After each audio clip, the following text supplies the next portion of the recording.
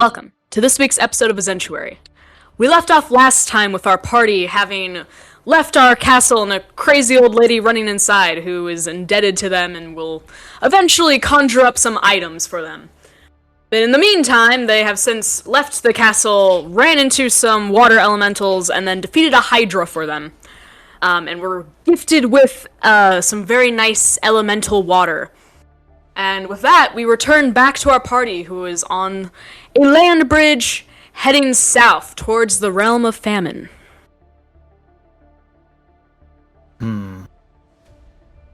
Yes, there does not appear to be much more than fields which I expect to be barren between here and Famine's capital. The only question is, do we wish to follow the coastline and whatever may be out there to the east, there appears to be some kind of settlement, or do we go straight for Famine in the west?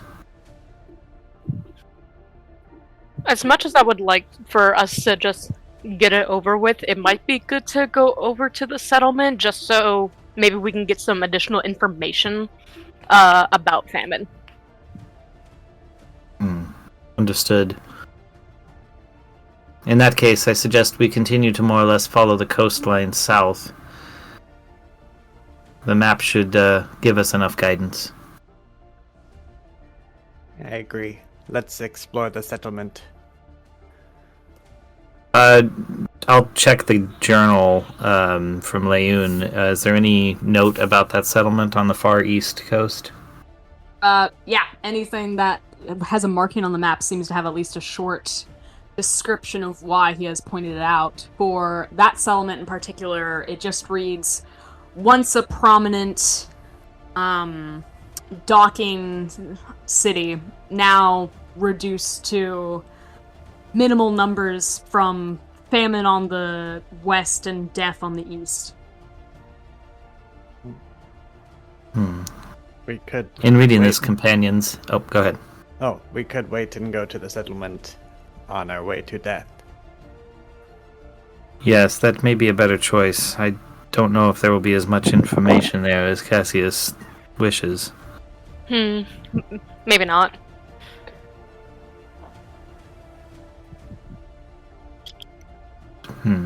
So perhaps then we take a kind of a curving path, puts us to the northeastern corner of Famine's stronghold. I agree. Sounds alright with me. And that sounds good, Chrisley one.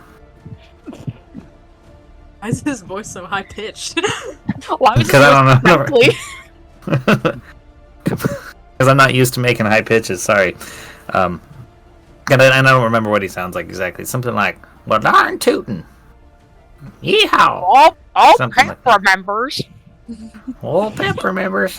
Yep, I'm up in this register, and I'm popping along looking at my recipes. Perfect. Cool. Alright, do you guys choose to go, southwest? Yes, I believe so. Kind of due south for a little and then turn more southwest so we hit that northeast corner of that settlement. The settlement by famine, correct? The black one, where by the F, where there's the black mark. Isn't that famine? Yeah. Or is where the actual F is where famine is? I'm sorry, I'm a little confused. You're free to look in Leon's journal. Alright, well, I'll check the journal. Journal, tell me, is the F where famine is, or is it the little hamlet to the southeast of there? The journal says nothing to you. It just a looks book. at me. However, it reads. Under the F, Leon just writes famine. And for the black-colored settlement, it writes some sort of village that was once quite small, but is now rather prosperous. It seems suspicious. Well, I think we should probably Prospering? investigate that village. Yeah. Yeah. How is it possibly prospering? Yes. Could be a stronghold for famine. Hmm.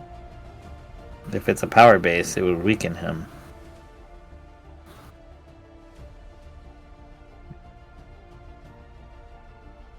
Yes. We should go there then. Let's go there. Agreed. To there. South and a little west. Got it. Alright. I believe it was early morning when you set out. The dawn was kind of breaking through the fog of the area. After your battle, it's probably like 11 o'clock, a little before noon. We'll go with that. Mhm. And you guys set out into the land. And sure enough, as Tor was concerned about, the fields, you see many agricultural fields as you start to walk away from this swampier area. You break free of the fog from this, northern part of Laventia. And in front of you, you see lots and lots of fields of crop, of wheat and grain. But they are all but withered away. You can see the plant itself is still trying its best to thrive, but they're all bare. Even though from your general assessment of the season, it is probably about autumn at this point, and the harvest should be quite plentiful. But instead you see that these fields are completely devoid of any sort of sustenance growing. This is depressing. Makes me wonder exactly how that town is prospering if their fields are barren like this. Precisely. Is there anybody around, like, tending to the land? You see a little shack on, like, let's say this is, how many acres? Like, a 2-acre field or something like that, and you see a little shack on, like, the far side of it. Okay. Should we approach the shack and ask some questions?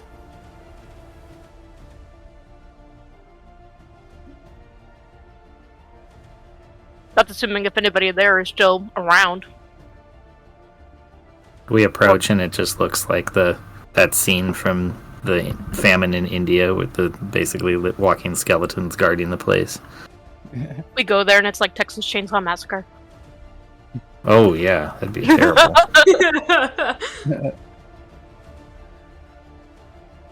So, I mean, from those comments, are you going to check out the shack, or does that seem like a bad idea to y'all? Yeah, I why wanna not? go.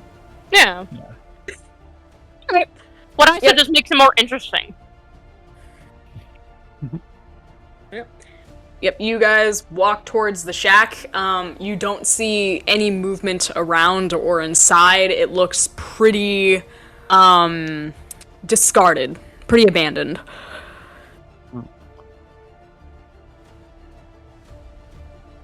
Is there anything inside? I mean, you're free to open the door or look through a window. Mm-hmm. I knock on the door first. Yeah, you knock on the door, you don't hear anything. Just the sound of the hollow wood, like, coming back to your ears. Okay, I try to open the door. It's unlocked. You open it pretty easily. Okay, I peer in. I poke my head in. It look looks like, it looks like a pretty humble abode. In this first room is kind of a very modest sitting room. You see, like, a table and some chairs, and another, like, doorway leading into, like, the back of the house. Okay. Does it look like it's been used recently? Is there dust on the table? You see a pile of papers on the table.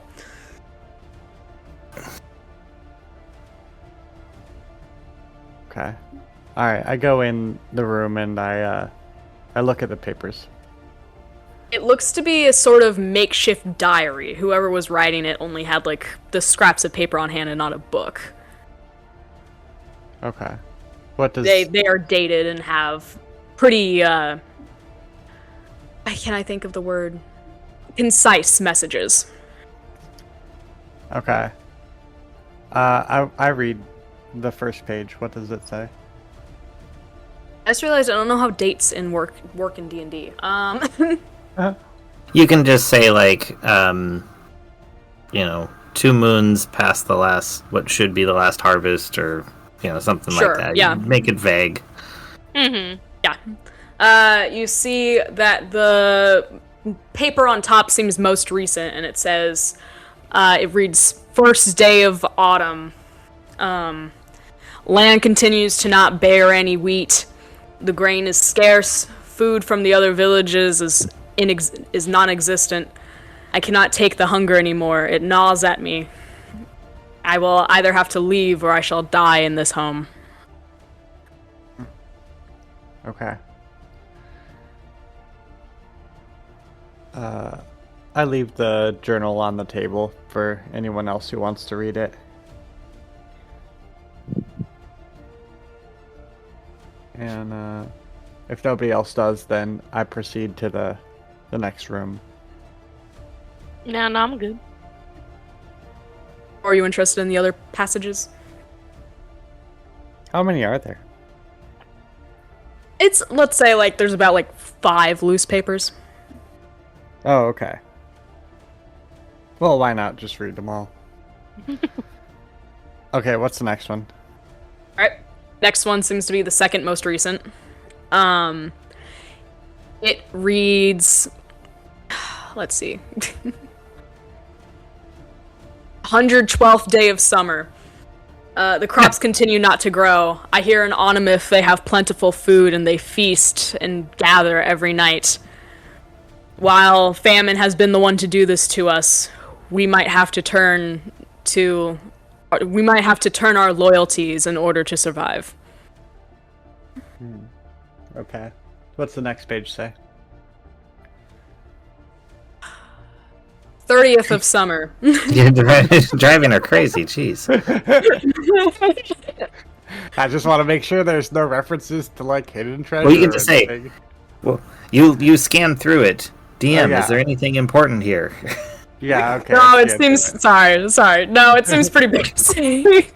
Okay, so there you go. Alright. The first passage, though, is actually from a few years ago, saying, and it is talking about how the effects of famine have finally reached this area. The crops on the outside of the field have started to turn brown and lose their bearings. I fear it is not long before the entire field is taken over. Okay. There we go. There we go. I go to the next room. I slowly open the door and peek inside. Yep. You see a makeshift bed, but it no longer has any kind of sleeping fur or blanket on it, just the barren bed frame, as well as a set of cupboards and a chest on the right side of the room, but it is empty. I mean, the room itself is empty. Okay. I go and open the cupboards. They all appear to be empty, except for an empty bottle. Okay. I take the bottle. Alright. And I go to the chest.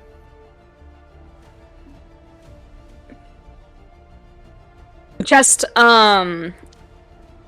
has a bunch of blankets in it and a bunch of, like, bolts of random fabric. It's kind of ratty. When you first open it. Okay. Yeah, and I dig around in there. There's nothing else in there in the bottom? You feel something solid as you dig around. Your hand meets something that's hard and definitely not fabric. Okay, I pull it out. Or I just pull out all the fabrics and throw them on the ground. Alright, you hear a kind of metallic thud hit the ground. Okay. As the fabrics hit the floor. Like a kind of a softened thud. Okay. I search around for what made the noise. Yep, you dig through it and you find a necklace that that you pull out that is on a silver chain and has a very large... Sorry, let me find this note.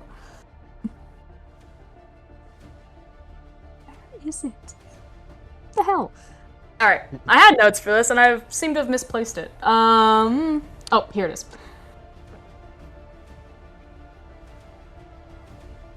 Yes. So, okay. Yes, you pull out a silver chain attached to which is a very large pendant with a huge orange gemstone set in the center of it. As well as like a very colorful skirt of other gems surrounding it.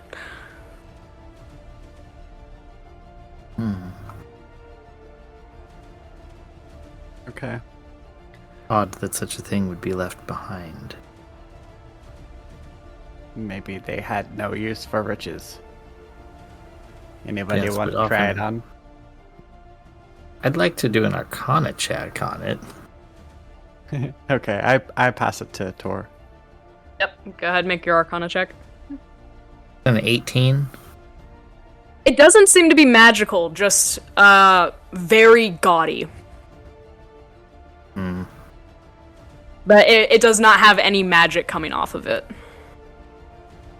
I'd like to just also, while I'm here, how about a history check to see if I recognize it? Like if it's like, from a region or royalty or something like that.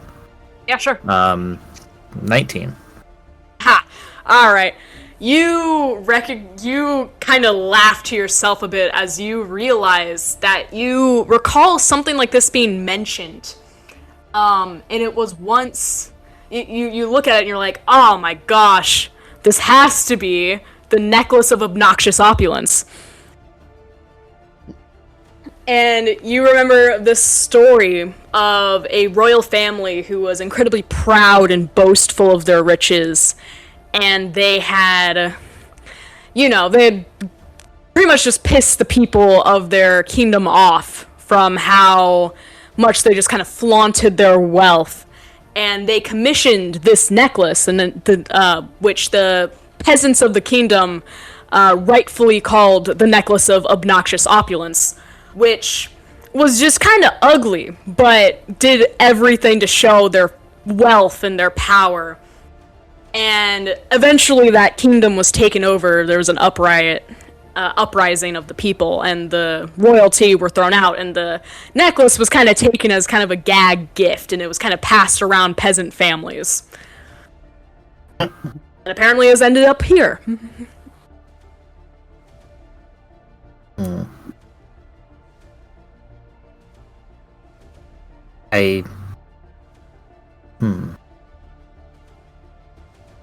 I'm not sure how to describe this, Yusoa, but I recommend not wearing it. Not for any magical means, but you might be laughed at. Okay. I will stow it away. Maybe that goblin will want to trade. Ah, there you go. Or maybe we can convince Pep to wear it to a masquerade or something. Yes. Alright. So Usoa stows away the necklace of obnoxious opulence. Love the name. Thank you. I came up with that. That's so good. Alright, so you stow that away, and the rest of the pile seems to just be kind of ratty fabric. Mostly used to just conceal the embarrassment of that necklace. Awesome. Okay.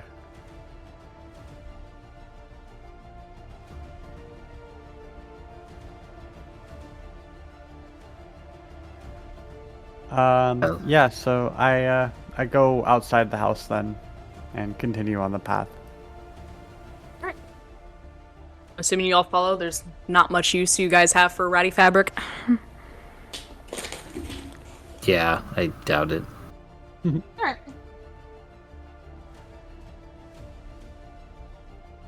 Alright, yep. You guys all head out of the house. Sun's still hanging in the sky. Field's as bare as it was as when you went in. And I'm assuming you just continue south. Yep. Mm-hmm. Yep. As you continue, you pass by other fields that are equally as barren, if not more so, than the one you just left, usually with a shack to accompany it. But the third field you pass, actually you see a village on the other side of it. Just in case that piques your interest, this one's attached to a village. It seems to be a cornfield that, once again, the stalks themselves look pretty healthy. Only slightly brown, but still robust enough to produce, but it just seems that it's completely devoid of any corn. Interesting. Okay. Should we go in the village? It might be worth a look. We should be cautious. I am concerned that if the famine is extreme, the people may be aggressive towards us. Okay. Next is chainsaw. You guys start to cross the cornfield, or I guess walk on the side of it to get to the village. Cassius, you feel a pain of hunger in your gut as you start walking. You kind of become acutely aware of it, of just a man, I'm suddenly very hungry. And Pep feels it too. Oh man, I sure am hungry. Perfect.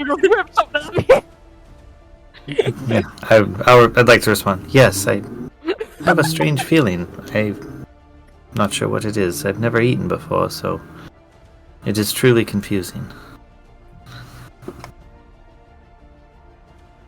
I guess maybe Usoa, you also feel kind of a hunger for flesh that maybe you've had kind of kept satiated for a long time, but you kind of feel that trickling back of bloodlust. Okay. Ooh, I like that. Tor, you don't really need to eat, so I don't think it affects you. Well, no, but I've been kind of, as we've been approaching famine, I've been trying to play it as I'm having this weird feeling, and since I don't know what it is actually is hunger, but I don't know that. Okay, yeah. So I'm just trying to like play that in as I go along, because I want it to be like, being that I'm thought, these things are affecting me, like how war made me more violent, or that type of a thing. That's true. Yeah, no, that makes sense. Alright. I'll allow it. I just thought I'd let you know that technically you should be okay, but I like this. I appreciate it. Yeah, I just want to like little things. Like it doesn't affect my core, but it's just like little things are there that makes it a little off. Like I'm not quite 100%. You feel empty. Yeah, that's. Oh, I like that. Yes, I feel strangely empty inside. I feel empty. Perfect. I love this. Okay. So yes, Perhaps Cassius, the crystals you are missing. feel that kind of pain of hunger, and you're able to recognize that it's kind of a sharp pain of, I'm very hungry. I need to eat. Got you. I wish Alex was here just so I could be like, hey, what do you have on you? Yeah, that's the thing. I know he picked up some kebabs. I Yep. forget what number I gave him. Like 12, I think? Well, let's say he gives you one. Mm-hmm. When you're feeling it, and I'm wondering if you eat it and if it even has any effect. If you still feel hungry after eating it. Probably. But yeah, I go ahead and eat a singular kebab from Pep. Yeah. As you're eating it, you kind of get this sense of euphoria, this kind of ecstasy as you eat it. Like, this is the best that eating has ever felt. And then, as soon as the kebab's gone, you get that pit in your stomach again. Though it is slightly less so than it was before, but you're still very hungry. And you kind of crave that feeling of euphoria, the joy of eating again. Oh, this is not good. This is not a good feeling. God, I just want to keep asking for more, but I feel like it would be best for him to just like. Oh, I can already hear Pep's voice. No, you've had yours now. Moving on. Yeah, exactly. Exactly. I'm just like, okay, I gotta wait. Just I like was trying to. with, I'm gonna say probably both you and Pep eat a kebab. Mm-hmm. And yeah. So you that kind of pain in your stomach subsides slightly. You feel a little better, but you definitely still feel hungry. Got you. In that case, I'm just gonna have him pull out like his grimoire to just like read, and that way like not even looking for anything specific, but having something to try and like keep his mind off of how hungry he is. Oh, I like that. Just for fun, roll me Constitution. Okay. That's a 21. Yeah, it works. All right. You're able to just kind of focus on your reading. Although you do have to have, I'm assuming, probably Tor, kind of has a hand on your shoulder to make sure you don't run into anything as you read. But Fair. but it does kind of work. You kind of are able to distract yourself, and that kind of gnawing feeling in your stomach, it kind of gets pushed to the back of your mind. You're effectively distracted. All right. Hell yeah. I shall be your guide. And I'm assuming if Pep was here, he'd take out his pipe and start playing a lovely, studious tune to really help your distraction work and to keep himself distracted as well. And just for fun, he also is very well constituted. So. All right. You guys seem to have distracted yourselves as you make it to the foot of this village. Which is pretty much just a dusty path with some buildings on either side, you know, like mostly houses, but like there's a tavern in there as well, you can see from the hanging sign.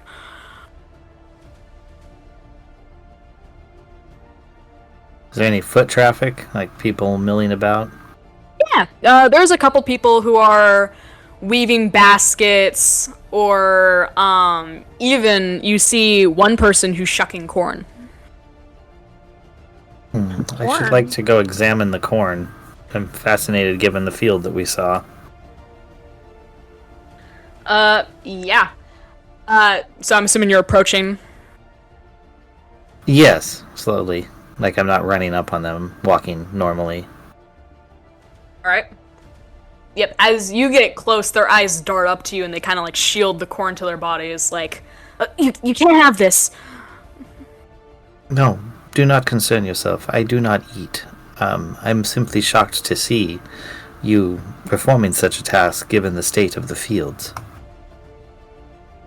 Well, you know, if Famine's workers die, he'll have nothing left too, you know. So you're telling me that there are workers for famine about, and they need to be dispatched. Well, no. It's us. We're. If we don't give him part of our crop, he'll kill us all anyways. It's just, you know, we're like one of 3 villages left. All the other villages and people in this area have just been completely taken over, and he gets undead to do the job. But they're less effective and efficient, so you strike a deal with him, or that's that. So this one ear of corn is for me and my family for the week. It is what we are allotted. Everything else goes to him. Fascinating.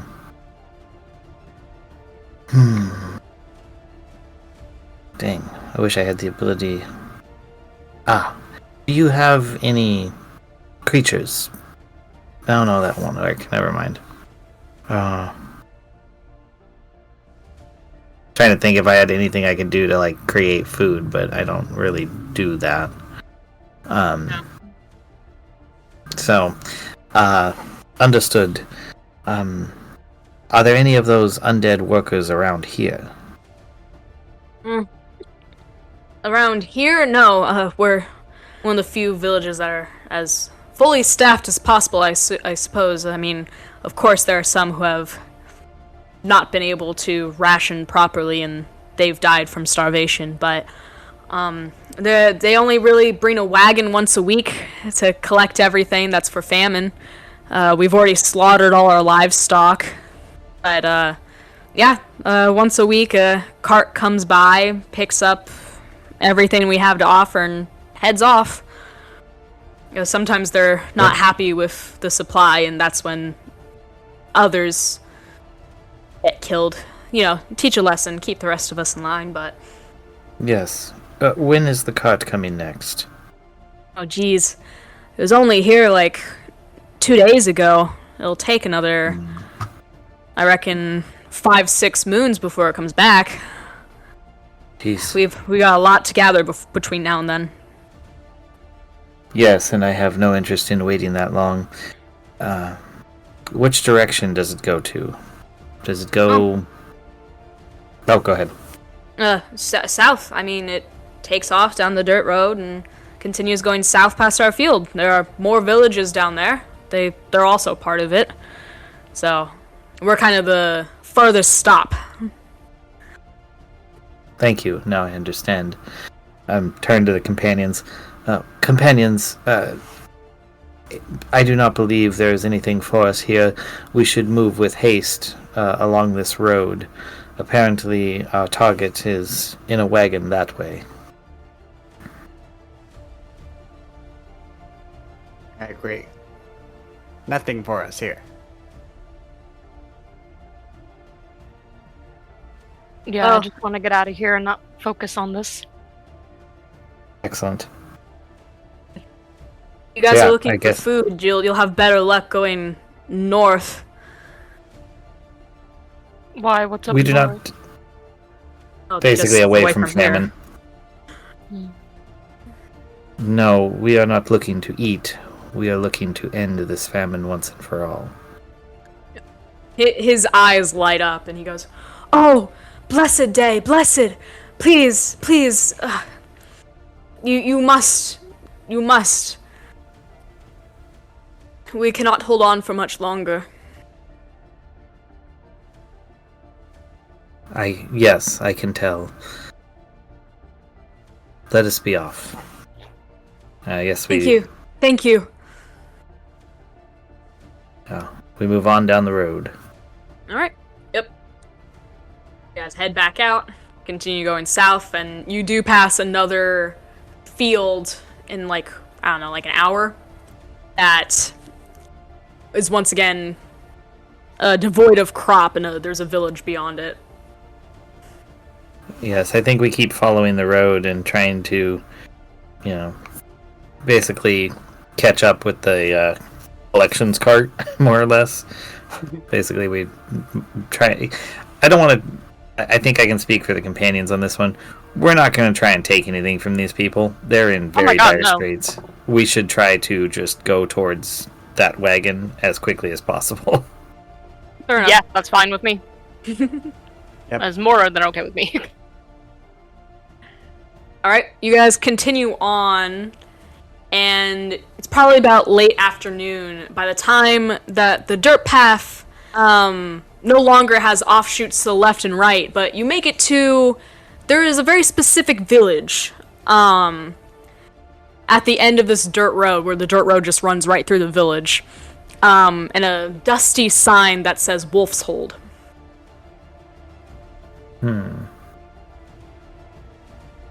I seem to recall this name from somewhere earlier in our journey. This was where... Wasn't one of the demons that mentioned it? Oh, crap. Yeah, let me do a history check. Thank you. Mm-hmm.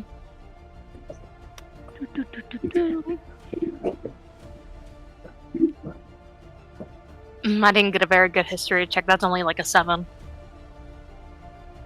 Allow me... Oh, jeez. Well, I only got a 12, so... God dang it. So? Do you remember? History? Yeah, history. Let me see. Where's my d20 here? find it. I'm gonna have to use my disc.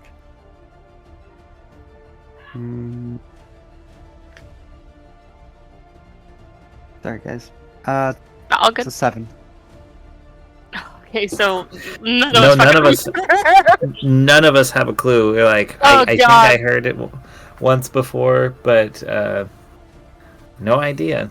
Yeah, I mean, we could always I go think- investigate. Yeah, I think we should do that. I'm just table talk real quick.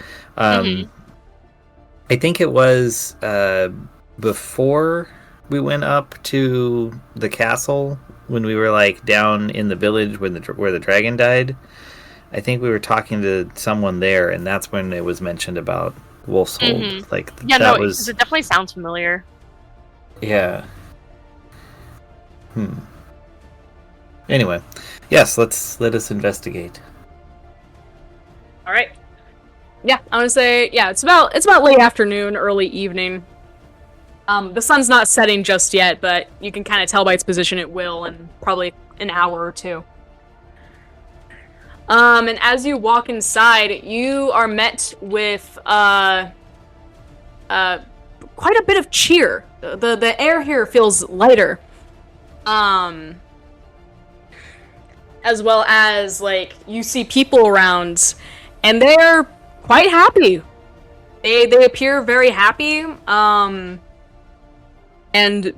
yeah, they're kind of going about doing their thing. They don't really pay you much attention as you walk through. I remember now. This was the town that made the deal with famine, and all the tributes come here.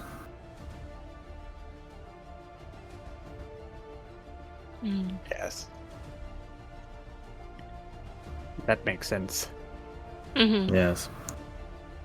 Perhaps...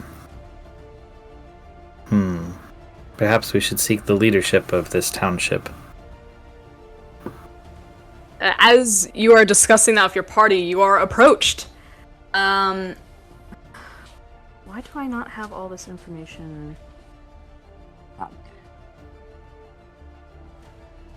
Oh, just so unprepared. It's hard. I just have so many notes, it's hard to find where exactly this is written. Yeah, no, I'm just teasing. La la. What the hell? Where is this? There it is. Okay. Yes. You are approached by a woman. She wears fairly nice clothes and she has long, kind of raven hair down to her back. And she greets you very warmly. She's like, "Oh, welcome. It's so nice to have visitors to our happy town. Please, please, you must rest here. Obviously, you are very tired from your travels."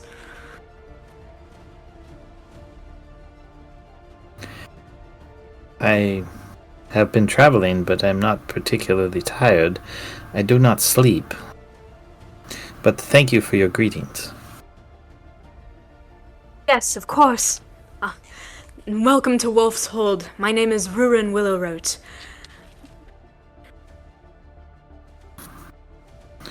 Thank you, Or Ruin. just- Yes.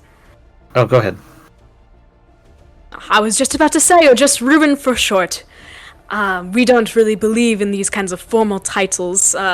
These times are not meant for formalities, I believe. Fair enough. Might I ask what times you are referring to? Well, of course, the hold of fiends over our land. Of course, I know many villages to the north were deeply affected by famine. It is now more than ever that we must unite, of course, to provide better futures for ourselves. Right. And the leadership of this town, is there like a magistrate I could speak with? I'm the leader of this town, you could say. You are. Yes, of course. That is why it is, of course, my duty to greet any visitors. Excellent. I kind of bow and greet, and I'd like to kind of open my Arcana sense to see if there's like magic coming off this person. That is a 22. I don't believe you sense any magic off her. Okay. What do I do for a vibe check? An insight? Insight, yeah. Yeah, I guess insight. Alright. Fuck, that's not very good. It's only a 12. She's very authentic. Anyway, But the insight is a good idea. I also would like to do that. That's a 21. She is being completely truthful. Okay, well, I don't like her. Fascinating. Something off. I know, I have a feeling, you know.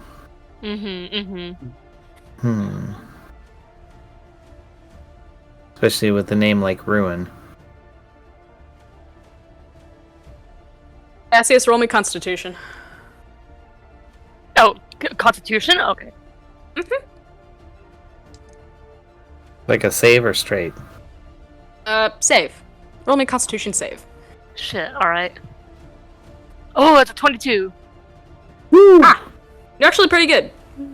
Oh my god, alright, awesome. Pep, would you like to meet the leader of this town?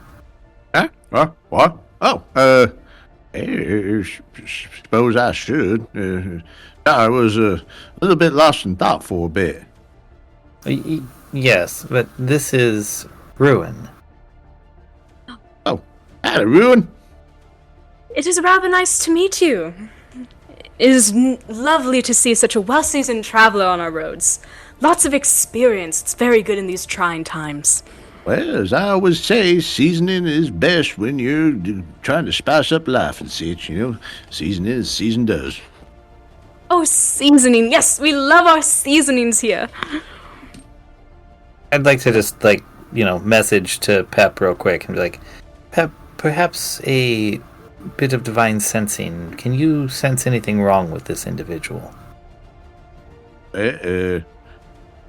Can Pep? It's all powerful God and such. What's wrong, people? I didn't know. I just was thinking if, Pep had basically more of an insight than we did. And because of his various, whatever it is he is. Divine sense is just, letting me know if I get any celestial fiends or undeads and such in the area and get a good feeling about them. Yeah, in that regard, she seems completely normal. Okay. Yeah, I mean, it seems all right to me. Okay.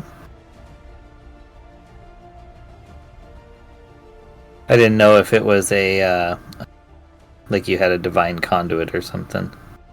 Well, I do got a few different conduits, but most of them be relating to the recipe categories and such. Gotcha. In terms from what you guys can actually gather from your skills and abilities, she seems totally normal. She seems like a very friendly, happy village leader. Nobody's that friendly. There's something wrong.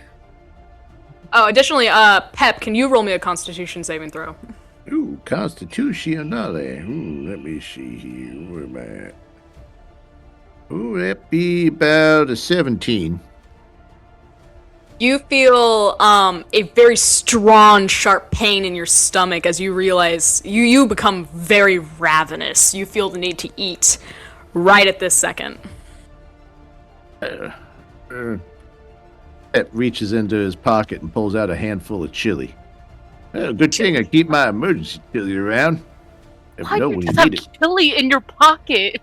Well, what else you want to keep your chilies? Not just in your pocket? That sounds like wasted utilization of other stuff. Chili goes good anywhere. Oh my god. Alright. Additionally, I will also remind you that you also have kebabs from the castle, and I think Yeah, a I couple stole apples. one from you. That's fine. Kebabs are for sharing. Alright. I'm assuming you scarf down your pocket chili. Pocket bit. Emergency pocket chili. Maybe take a couple bites of a kebab. Yep. once again, I described this with Cassius. As you eat, you kind of feel this, like, euphoric ecstasy as you eat. Like, this is the best that eating has ever felt. You almost become addicted to this feeling of just, like, it feels so good to eat. But I will say, with a handful of pocket chili and a couple of kebabs, you feel pretty good afterwards. Bacon pocket chili always hits the spot. But I will say, even with you kind of feeling full, you still kind of crave that feeling of eating. Kind of like when you're bored and just eating feels good because you like to taste things. Yeah, Pep's a bit used to the pangs of hunger in life. That's why he reckons getting people filled up and happy is the best thing to do. Alright. Ruin kind of watches this and she giggles a bit and goes, "Oh, silly. If you guys are so famished, you of course may stay. We're having a banquet tonight." Yes, we will attend this banquet. Oh, good. It's always nice to have visitors for the banquet. We have such a lovely spread of fine dining. You will surely be impressed. Of course, it is autumn, prime harvest time. Yes, we saw the fields. Oh, yes! Oh, I'm sure the fields are doing great up there. Oh my god. Lots of harvested material being had, yes? Yes. Could you lead the way to the banquet hall, please? Well, actually, we prefer to have our banquets out in the open. We don't, you see, we're not a very big village, so we don't have a banquet hall per se, but we just like the hominess of one long table and everyone in the village gathering around to share, break bread, and drink good wine together. Excellent. Well, if you could point us in that direction, we would like to move there, perhaps with you or meet you there as soon as it begins, either way. Well, of course. In fact, the banquet will be held right where we're standing, really. And you guys are kind of in the middle of town. You see, I think soon Jedediah should be setting out the tables. Or, they'll, make one long table out of a couple tables. They'll start setting up soon and get all the food out. And once the night has begun, we'll start a bonfire as is traditional. And we'll all feast and have a good time. But until then, you are obviously free to rest. We have many homes that are open to visitors. We know that many who travel through this area are quite exhausted. Yes, thank you. I believe if it's not going to be too long until the banquet, we're happy to just wait out here until it begins. If you insist. I would suggest meeting the people around. Like I said, it is very helpful to have friends in these trying times. Yes, that's what I meant. When we are waiting, we will speak to the villagers. Oh, perfect. I'm so glad you're so willing to get along with us. Well, in a couple hours, the banquet will be all prepared. And it'll be very glorious indeed, I'm sure. But if you excuse me, I have quite a bit of important work to tend to myself. So please, make yourselves at home. Wolf's Hold is your hold. And with that, she'll kind of turn and walk away, her raven hair shifting behind her. Okay, I'm gonna go over to Tor and be like, okay, she's weird, right? Yes, completely. I have several suspicions about her. I believe we should prepare ourselves for this feast. Yeah. Alright. Yeah, and as... Yeah, in a couple minutes, you see some people start to come out and start setting up. And you see what you can only imagine to be the whole village kind of congregated in the area. And I believe you count Rurin is not here, but you count 9 villagers aside from her. And they all seem to be doing various things to set up. You see mostly the men in the village are helping put out tables and chairs and that sort of thing, and the women are gathering firewood and kind of picking stems from berries and that sort of thing, and having delightful chatter. Observing them, do they look well-nourished? They are all quite pleasantly plump. Interesting. Yeah, my kind of people. Although, as you're kind of watching them, you do notice 2 villagers that kind of stand out to you. A slightly skinnier man who has kind of a shifting look in his eyes, and while he visits with the others with joy and happiness, there is a slight hint of, you can almost say it's worry back in the corners of his eyes. And you also notice that a older woman seems to kind of grumble and snap at the younger women, who seem to be kind of joyfully sharing with each other and doing their idle tasks. Other than that, everyone else seems to be quite chipper. Is there, like... You say there's no arcana coming off of them, but is there, like, any other way we can see if they're, like in, like, some kind of, like, trance or something like that? Because this is just weird. I mean, I suppose that's up to you. I have a thought. I could use message and try to talk to the old guy and just introduce myself and just be like, hello,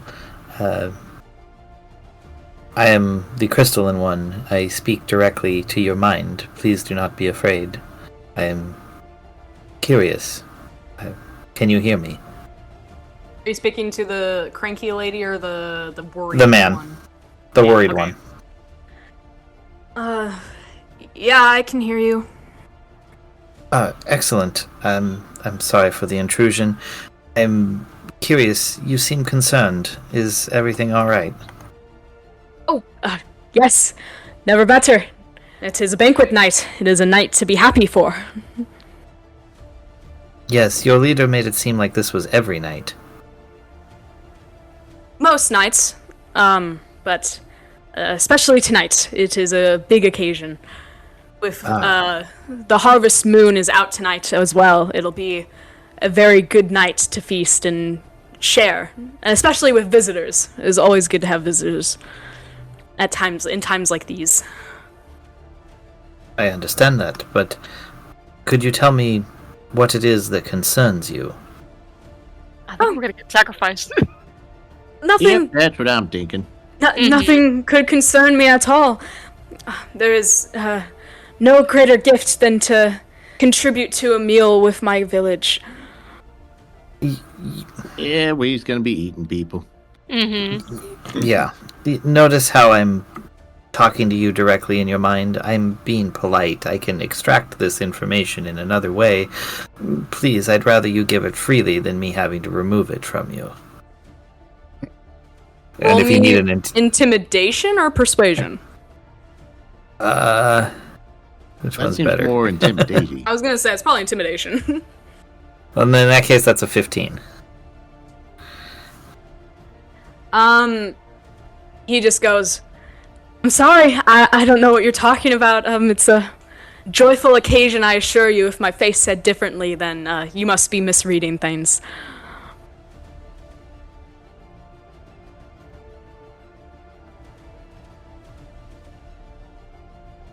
So I'm gonna go. I'm gonna let the others do as they do, and let this guy go about his thing. And I'm gonna go somewhere kind of off to the side and start casting a spell. So go ahead, guys. It'll take me 1 minute to cast. Alright, does any other party member have anything they want to do? Shep just stands there picking his teeth and eyeballing the crowd. Alright. It's got a bit of kebab stuck in it. Yeah, speaking of, Cassius, roll me another Constitution saving throw. Fuck, alright.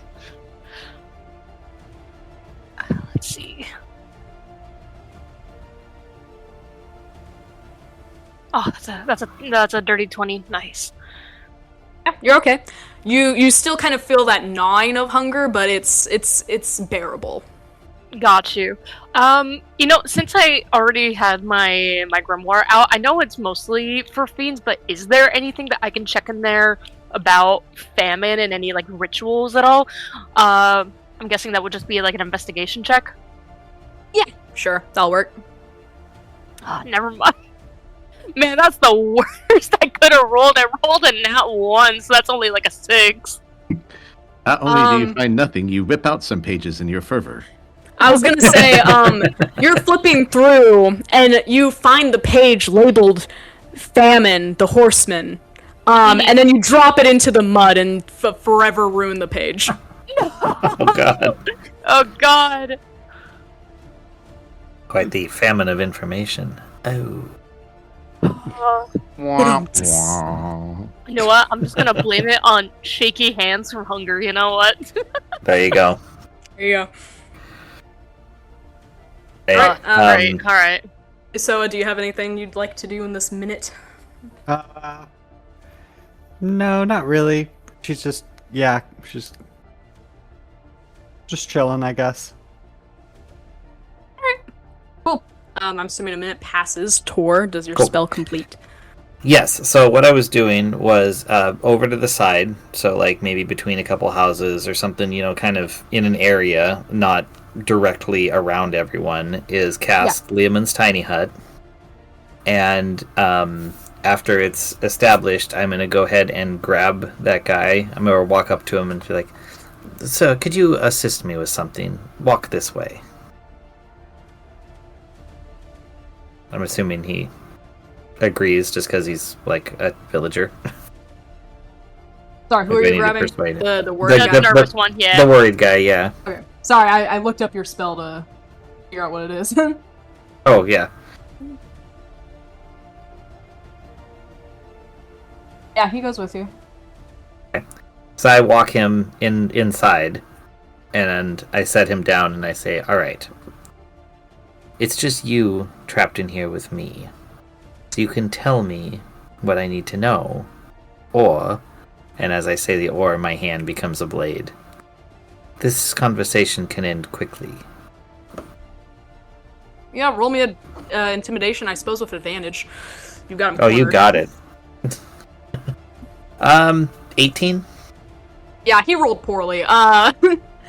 He starts shaking, and he kind of begins to weep, and he kind of falls to his knees, and like kind of clutches at you, and he's like, "Please, please, please get me out of here." Okay. Please explain.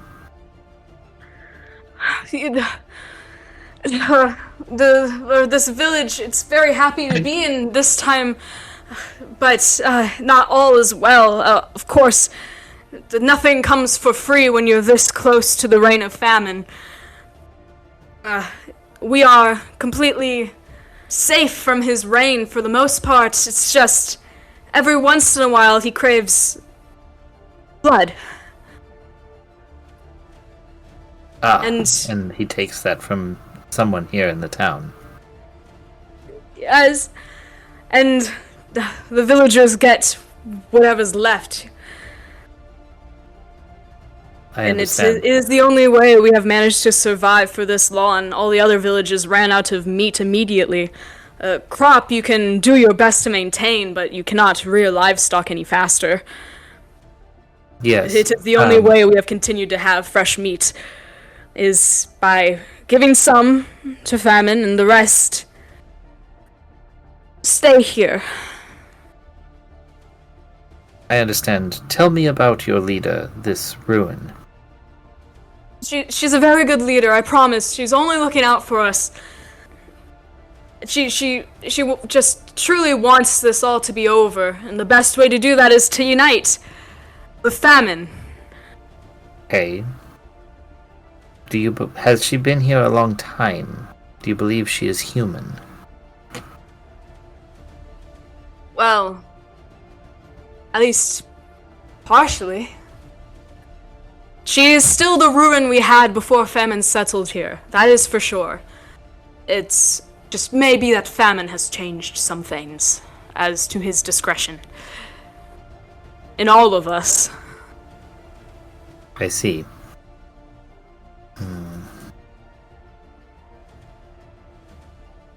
I turn and I look outside. How close is the feast to beginning? The sun is beginning to set, and you see that the tables have finished being set up, there's a tablecloth laid out upon it, and the bonfire is beginning to be built. Okay. They'll be searching for me any second, please.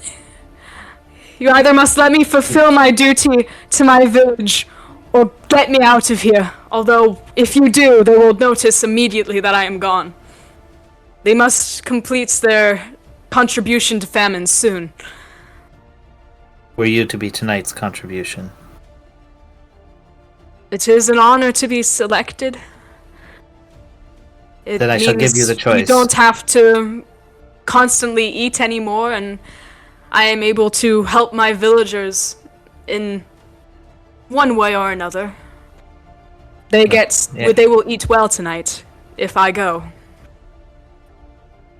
It sounds like you have made the choice. I will not hold you here. You may be free of this, or you may sacrifice yourself. I will not stand in your way. Cannot possibly disobey famine for all he has done for us. Though I am scared, it is my time. And my village will eat.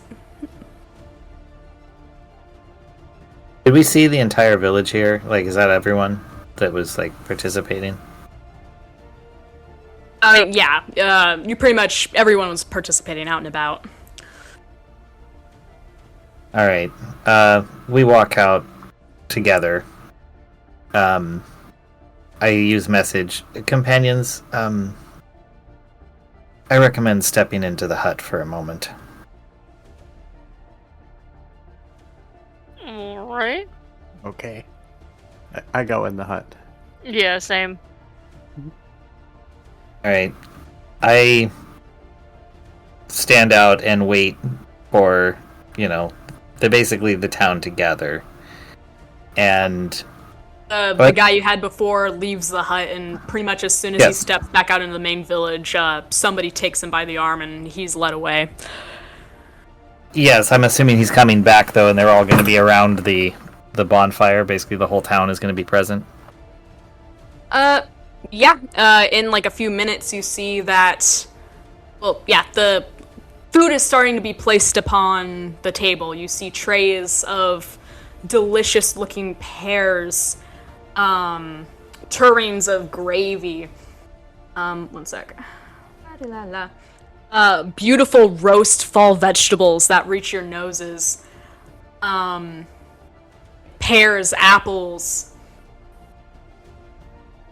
Absolutely, like, delectable-looking harvest. I don't know, how does this hut work? Are you guys free from any sort of effect from outside? Yes. It Okay. creates an effective, complete barrier between, the interior and exterior. I do wonder if Cassius and Pep are able to see the succulent food, if that still causes them to crave it. That's a good question. Because it's not exactly a magical effect. If they're starving and they see food... Yeah. I don't know. I mean, they could make a save? I don't know. I just wanted to make sure that... Yeah. I feel like that's reasonable. I think I can control... Yeah, I can control the interior lighting and make it basically go dark in there to where they can't see out. I suppose you could do that. Then, I mean, if that solves the problem. I want to say, Cassius, Pep, roll me Constitution saving throw with advantage. Okay. As your vision is slightly obscured from the feast that's laid out just mere feet from you. That would be an 18 for me. And 19 for Peppers. Alright, yeah. You guys, that works. You guys are able to kind of pry your eyes away from the delicious looking food. and you do not, go completely ravenous. All right. Well, once everyone is gathered and they're ready to light him, I say to the group, please allow me to ignite the fire. My contribution to you. They don't have the guy on the bonfire, by the way. It's just a normal-looking bonfire. Oh. Okay, well, in any case... It looks like right, a perfectly normal banquet. A perfectly normal feast. Yes, but... Alright. It's perfectly normal. Yeah, totally I- normal. I get that. I'm waiting for everyone to get within, like... I don't know, 20, 30 feet of each other, roughly, something like that. What an oddly specific number. Well, and then when they're gathered there, I'm just like, I'm done with this. And I just cast Fireball and basically burn everyone in the town. Yeah, alright. So they can all make, and that's why my companions are safe. I'm not going to risk damaging them. They Precious can cargo. make Dex saves if they wish, or I don't know if they're. The hut. No, not you guys, the villagers. I mean, it's kind of a surprise attack in a way. It is, and anyway, so I rolled, and it turns out to be 34 fire damage. Okay. Yeah, so I'm figuring that should pretty well encompass everyone, and yeah, more or less kebab them all. Alright. One sec. As you, cast this... One sec. La la la la. 7. Yeah, okay. As you cast this, yeah, they're writhing around on the ground on fire, kind of screaming. And as they're not completely blown apart, though. They are blasted to the ground, and they are on fire. And as they're writhing around, their bodies start to change into a more grotesque, monstrous, animal-like form. And yeah, they all start to change. And at this point, you actually notice that there are only 8 of them left. But they are kind of writhing around, and they all start to change into what I just sent. And they kind of stand up and shake the soot off their fur and kind of growl and menace towards you, all 8 of them, with a prominent black-haired one at the lead. And I think it's best to roll initiative? Sure. Okay. But if I can move really quick before we do that, Yeah, of I'm course. just going to Aren't go we ahead still and... in the hut. Yeah, you are. So that's why I'm going to just go join them in the okay. hut real quick. Okay. And that way I can also turn the lights on. So they can see what's happening. Alright, so you're gonna go back to the hut with all the monsters outside. Yeah, I figured I'm not that far away. I can just take a quick dash over there. Just be like, oh, okay. And I put up a finger. 1 sec. And just zip inside real quick. Yeah, there you go. Oh, how polite. Pet pulls And out then, just yeah. a little nibble of pocket chili and looks I turn at the lights on and be like, hey guys, you see that out there? So, I had an idea. I think it was a good one. I'm kind of glad I followed through, I think. We might have a small problem. Yeah. Pep just nibbles on some of his pocket chili and says, y'all made it worse, didn't you? Not exactly. We are putting an end to famine. These are his minions.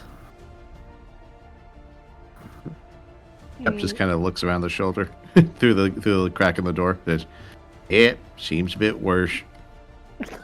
Well, the good news is they cannot actually get to us as we are in here. How long does this spell last for? Oh, 8 hours. Okay, so we got 8 hours then. An emanation when cast a spell can move through it freely. All their creatures are barred from passing through. Spells of level 3 or lower can't be cast through it. Effects such spells can extend into it. Atmosphere inside the emanation is comfortable and dry regardless of the weather, blah, blah, blah. Opaque from the outside and of any color you choose, but it's transparent from the inside. I see. Spell... Ooh, but the thing is, the spell ends early if you leave the emanation or if you cast it again. It's only 10 feet. I mean, I will say you could probably have cast it from inside. Oh, okay, fair, yeah. I'll give that to you because I know you did something clever, so...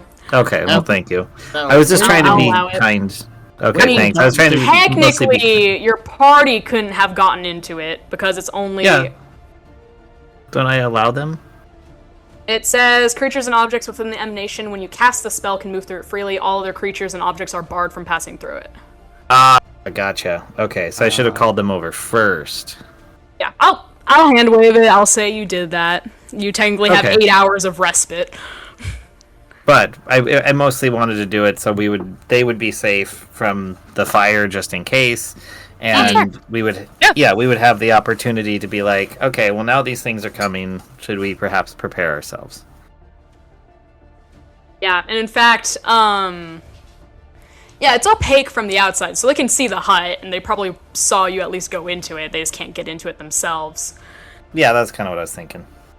So yeah, initially, the monstrous villagers are kind of scratching at the door. You can hear them howling this guttural, monstrous noise from outside. But after, like, an hour or so of trying that and it not working, they kind of disperse. Though you can still occasionally hear their growls around. You can kind of hear the movement of them shifting around, but you don't know where any of them are anymore. And at this point, it is full night, and orange harvest moon hangs above the sky. And other than the light that you're making from the emanation, there's no other light in the village. And the bonfire, I guess. The bonfire is probably kind of lit from your fireball. It does say ignites combustibles. Alright, yeah. So you have the light of the harvest moon, the bonfire raging on, and the light from your emanation, but other than that, it is dark around. And you can no longer locate the monstrous villagers. But yeah, you've got, we'll say, like, after they do their first pass through, it's been like an hour, it's probably 30 minutes after you first cast it, between when the feast was getting set up, so you have 6.5 hours left. Well, companions, do we want to just meet this challenge head on? I don't see a point in really waiting around. Eventually this is going to fall and they are going to attack. We have more control by, striking first.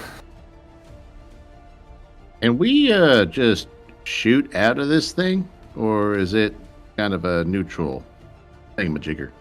I believe we can. I actually need to look up the full description that was just being read. It's transparent from the inside. It's pretty much just an illusion that has... So you can exit from any part of it. Yeah, but I mean, can other stuff exit? The magical variety. Well, he did do... Emily did say he did do the fireball within the... Spells? Yeah. Ooh. I inferred this from, like, outside. I don't know if starting it inside would count. Spells of level 3 or lower can't be cast through it, and the effects of such spells can't extend into it. Well, all we can do... Oh, well, and that's easy. I just say I cast it as level 4. Yeah, no, that's fine. I still think that's fine, but okay. So, that is still in place, though. Spells of level 3 or lower cannot be cast through it. Yeah, so if you have something high level, you could blast it through. Not me then, because I only have, 2 spell slots. Oh yeah, but they should be at your highest level. They are, but, other than that, I just need cantrips. You don't want to waste your spell slots. Exactly. Okay. Okay, gotcha. Alright. No, trust me, I know the pain of playing a warlock. Yeah, their spells are cool, but you can get a bit dicey when you want to use them. Alright, well, for sure. Then how about we just all agree to, we can roll initiative and go out together? That's alright with me. As you guys are discussing it, Tor, you're kind of gesturing, and you suddenly feel something in your hand. Okay. I look at my hand. It's a little slip of paper, and it's kind of scrawled out in old lady cursive, and it says, finished your stuff, sorry, had to use what I had lying around. Okay. What the? And you guys all feel the slips of paper that you were holding from Briar the Conjurer suddenly have more weight God. to it. Oh. And you guys all unearth your IOUs. Oh no. Oh, good. Yay. Okay. Alright. We'll start with Tor. Let's start with Tor. You had the two. You had the item of holding and your robe of the Archmagi. Oh, I thought Yuso was getting the item of holding, but okay. I thought you were holding Yes. the slip at least. Oh, maybe I was, yeah. Just because we needed somewhere to put that stone. Yeah. I know why you have the item of holding. I remember that you had the slip for it. That's all that matters. It doesn't really matter who has it after this. Right on. Alright, so yeah, you feel I'm assuming you put the slip in your pack or something. Yeah, why not? Sure. You reach into your pack, you pull out what feels like fluffy pink fabric. No. And you pull it out, and just for the best way to visualize this, your character probably won't know exactly what this is, but you pull out the bathrobe of Archmagi. No. Okay. So it is Excellent. a very prominent, like, old lady pink fluffy bathrobe. But it does have all the same effects as the robe of Archmagi. Or Oh my God. Archmagi, or The Magi, or whatever. Yeah. Excellent. And additionally, underneath that, you feel another thing that you can only assume is your item of holding. Yep, okay. I pull it out. And you pull out, oh my gosh, sorry. I'm so sorry about this. You pull out the bra of holding, and it is a very large cup-sized bra where the two cups have been sewed together to make a pocket, and it has all the same effects of a bag of holding. Damn, I didn't know your cup size was that big. I am surprised where you can flexible fit in inside form, them. but I do not believe these will are meant to contain memories. I believe that the stone Yusoa carries should be clasped within them. Yes. Probably best to do that now. Alright. And she puts the stone in the bra. Yep, you put it into the cup of the bra, and it just disappears. That's great. Love that. And additionally, the strap features as a bag strap as well.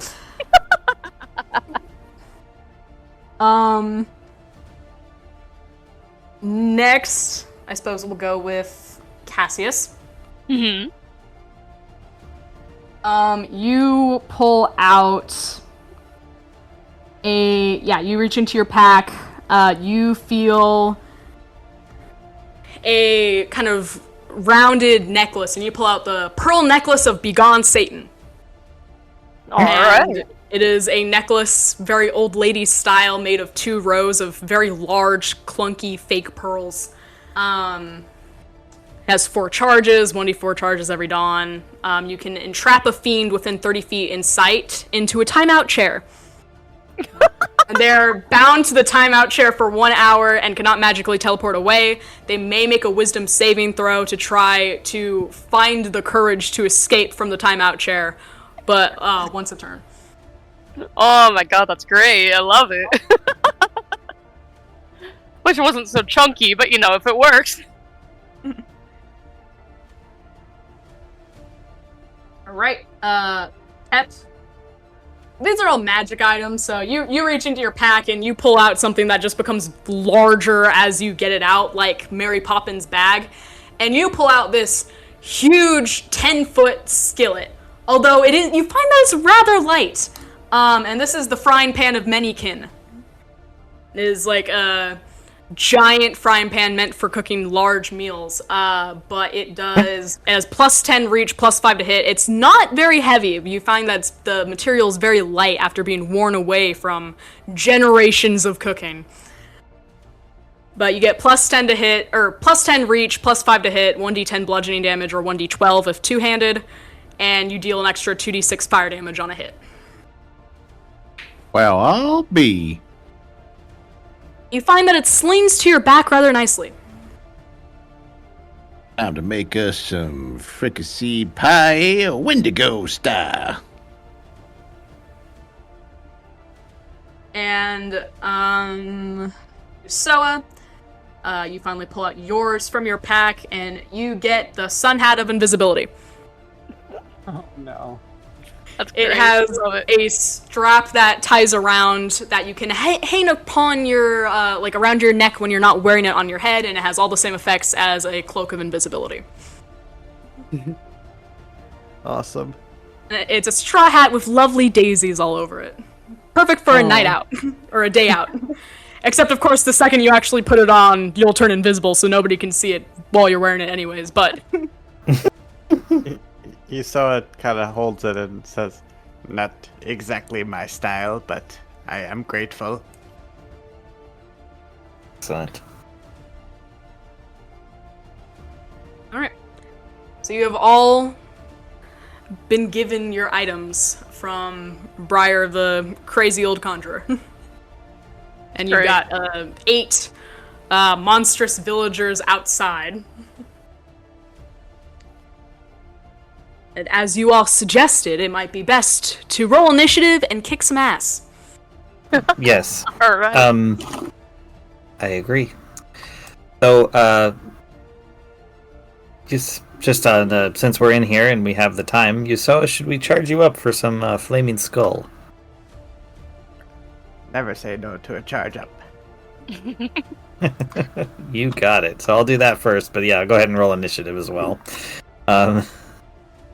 All right, that is 6 back. Or to cast the spell, or your initiative? No, it's an initiative. Okay, thank God. I just assume the spell is successful because we have all the time to just like, hey, go, you're That's charged correct. up. I mean, though technically it would waste a spell slot if you failed. Yeah, no, true, but I mean, here I'll I'll roll. hand I wave did it, not you're fail. fine. No, I rolled. I did not fail. I'm successful. Okay. I rolled a 12. There you go. Everyone else, go ahead and roll initiative for me. I got a 10. I got 12. 11. 11, 12, okay. One moment. Mm-hmm.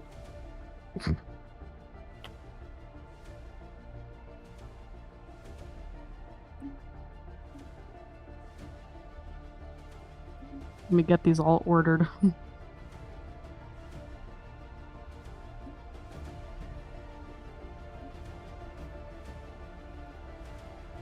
Alright. Dang, everyone rolled really low. There's like no clear first person. One sec. Mostly it's because I'm keeping track of a lot. Alright.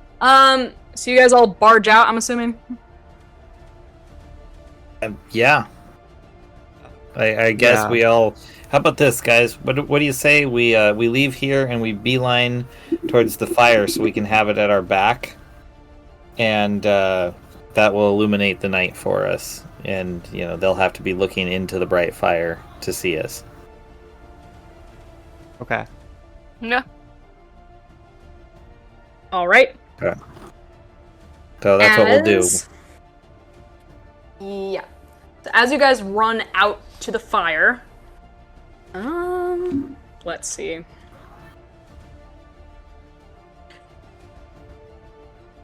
Oh shit! I had advantage and I rolled poorly. So one one monster springs out and lunges for Cassius, but misses. So one of those is out in the open. All right. Blah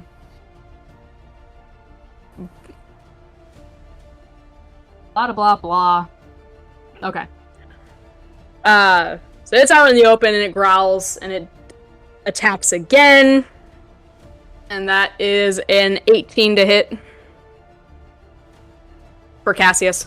Oh, that would hit then. Alright. You take A whopping 8 slashing damage. Oh, okay. And then it is Usoa's turn. Okay. Let's see. So I made it to the fire. My back is to the fire. Yep, and you see, you turn around and you see that Cassius just got hit by one of these things that has leapt out. Okay. I think I'll attack that one with my short bow. Yeah. Alright. Yeah. And let's see. So I have these different battle moves basically from being a fighter. And I'm gonna use one of my superiority dice to do a distracting attack on that one. Nice. Okay. So oh, but it's only a 7 to hit. That does not hit. Ah, okay.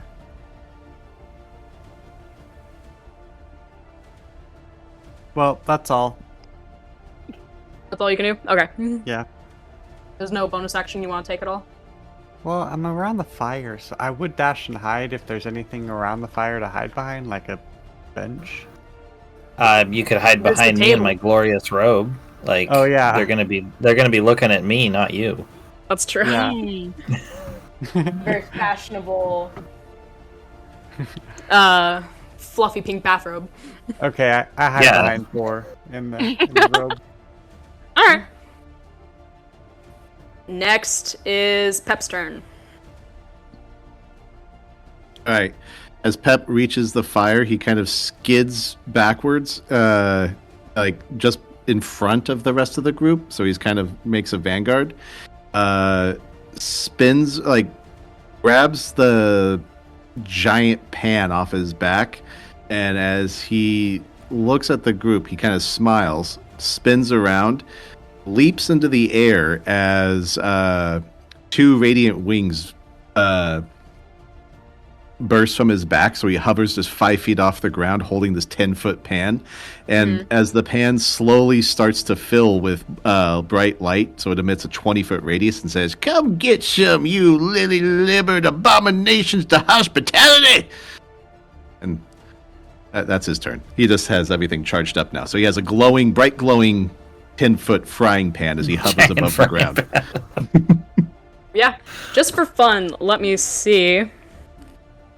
Yeah, with your bright light, you're actually able, the party, you guys are able to see 2 other of these creatures, aside from the one that attacked Cassius, that get illuminated by this light, that are kind of crouching on the roofs of the buildings, that you can now see.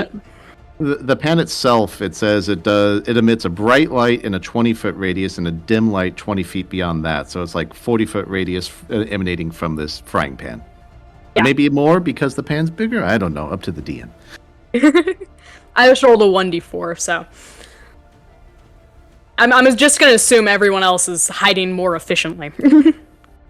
But you guys can see 2 other of the creatures. One's on a rooftop in front of you, kind of on the other side of your hut that you made, and one is crouched behind the banquet table. All right. So you now see 3 of them. Close. Gotcha. And with that, we go to the one who is on top of the rooftop. Funnily enough, I didn't even plan that. It is going to hiss. I guess probably growl. I mean, it doesn't really matter. It has mimicry. It can do whatever it wants. I feel like the most logical thing would be it probably jumps at Pep, but... yeah, it doesn't hit. It attempts to pounce on Pep, but that is only a 17 to hit, and I do not believe that hits. Nope. Yep, so it... I'm imagining it scrapes against your giant 10-foot frying pan of many kin and falls to the ground. Who else is close? I guess probably either Tor or Cassius. So I guess, yeah, it'll growl and run over towards Tor and attempt to bite. And that's only a 15 to hit. It does not hit. Does not hit me either. So. Okay.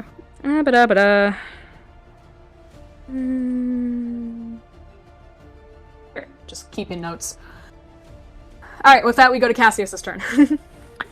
Alright, so I am really wanting to try this out because I forgot to use it when we were fighting the Hydra. I have my whip that I got. Oh, yeah. And I want to preface that I am wearing the gauntlet for it. Yes, and I'm sure you always wear that. Yeah. So I'm gonna go ahead and use that at the closest, monster. And that is a 21 to hit. That does hit. Alright, so that is 12 slashing damage and 7 fire damage. Alright, let me... Math. Okay, there we go.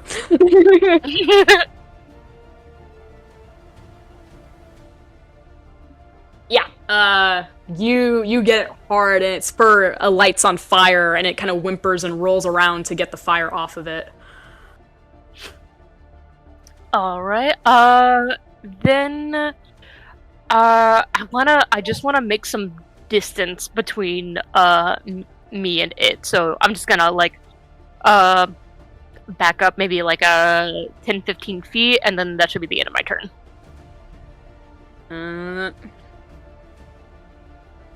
Yeah, that's fine. Alright. You do that, and we go to... The one behind the banquet table is gonna jump up and snarl, and... I mean, how high in the air is Pep? About About 5 5 feet. That's 5 feet. Alright, it'll try to pounce on Pep.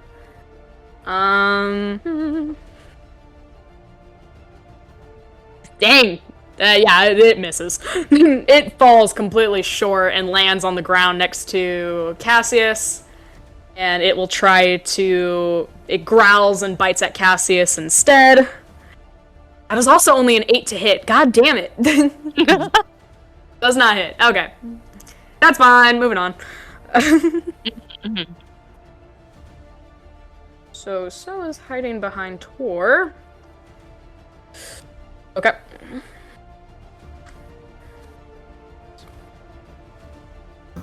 Okay.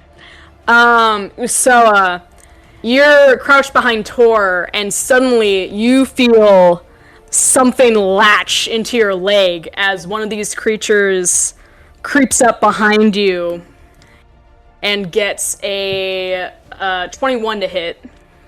Jesus. Okay, that hits. Yeah, and bites deep into your leg. One sec. Taking notes. And you take... Don't worry, I'm not rolling well. Yeah, you only take 5 piercing damage, and... You're immune to necrotic damage, aren't you? I think I am. Let's see. I think resistant. Yeah. Wait.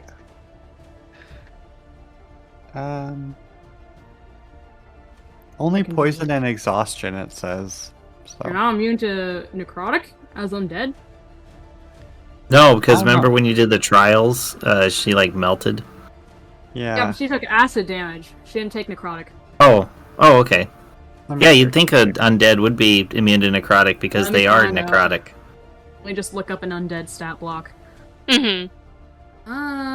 We'll just use a zombie. Makes the most sense to me. I agree. Yeah, you're right. It is not immune or resistant to necrotic damage at all. Yeah. So weird. That is weird. That's exactly why I gave you as acid damage instead of necrotic. Okay. Never mind then. Roll me a Constitution saving throw. Okay. 11. All right. you take 3 necrotic damage Okay. as the bite sinks into you. And then it will also claw at Tor from behind. And that's a nat 20. Good lord. Hey, everyone was missing before this, okay? Yeah, I know. Oh, now you're rolling well. This one's just stacked, I guess. I can stop dropping my dice. Jesus, okay. No, you gotta keep dropping them. That's okay. You take 12 slash... Wait, it's doubled. Oh, no. Yeah, 24. 24 slashing damage. Jesus Christ. Holy moly. But it's out and about now, you're aware of it. It's not in hiding. Okay. And we go to Tor's turn. Oh, I'm upset by this. I shimmer into my blade song and turn into the thing, and I just bury both hands directly into it. The first attack is a it's +5 to hit, so that is a 17. It does hit.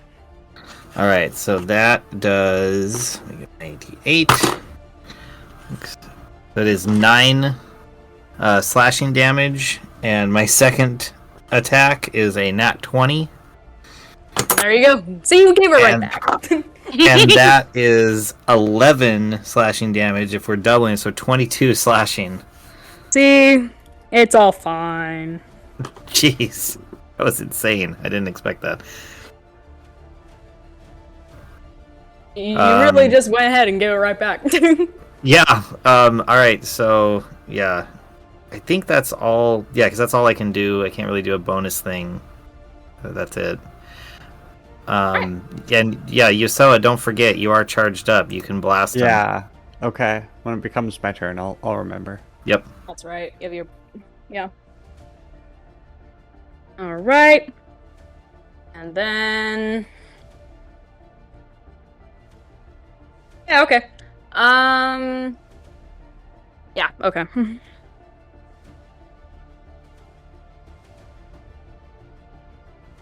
So we move on.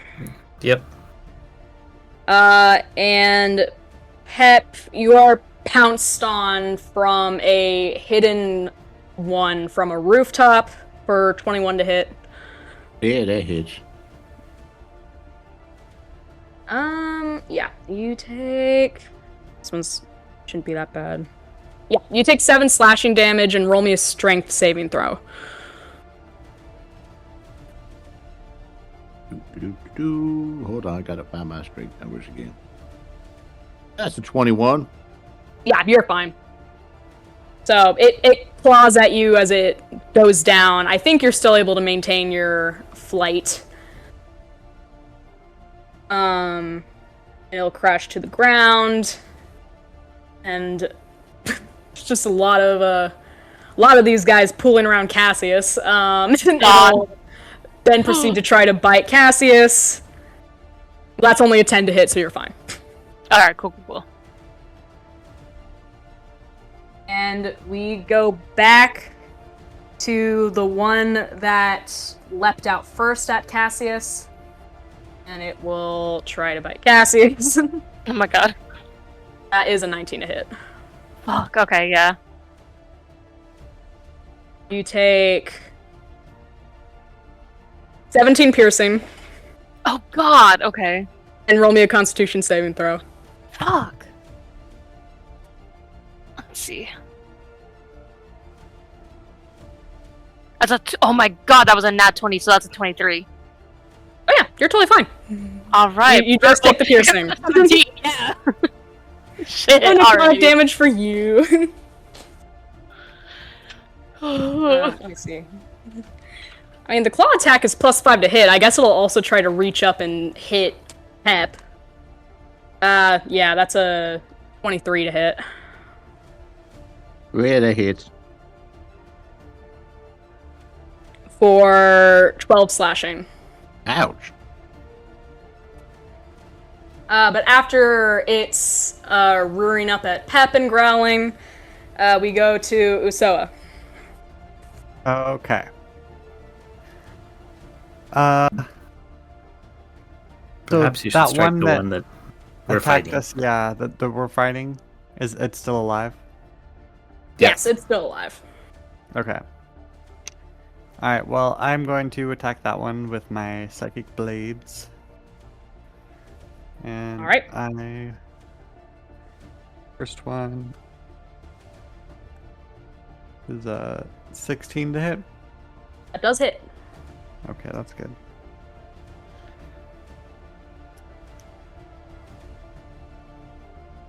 That's 4 seconds. I don't think I have my sneak attack right now. Right.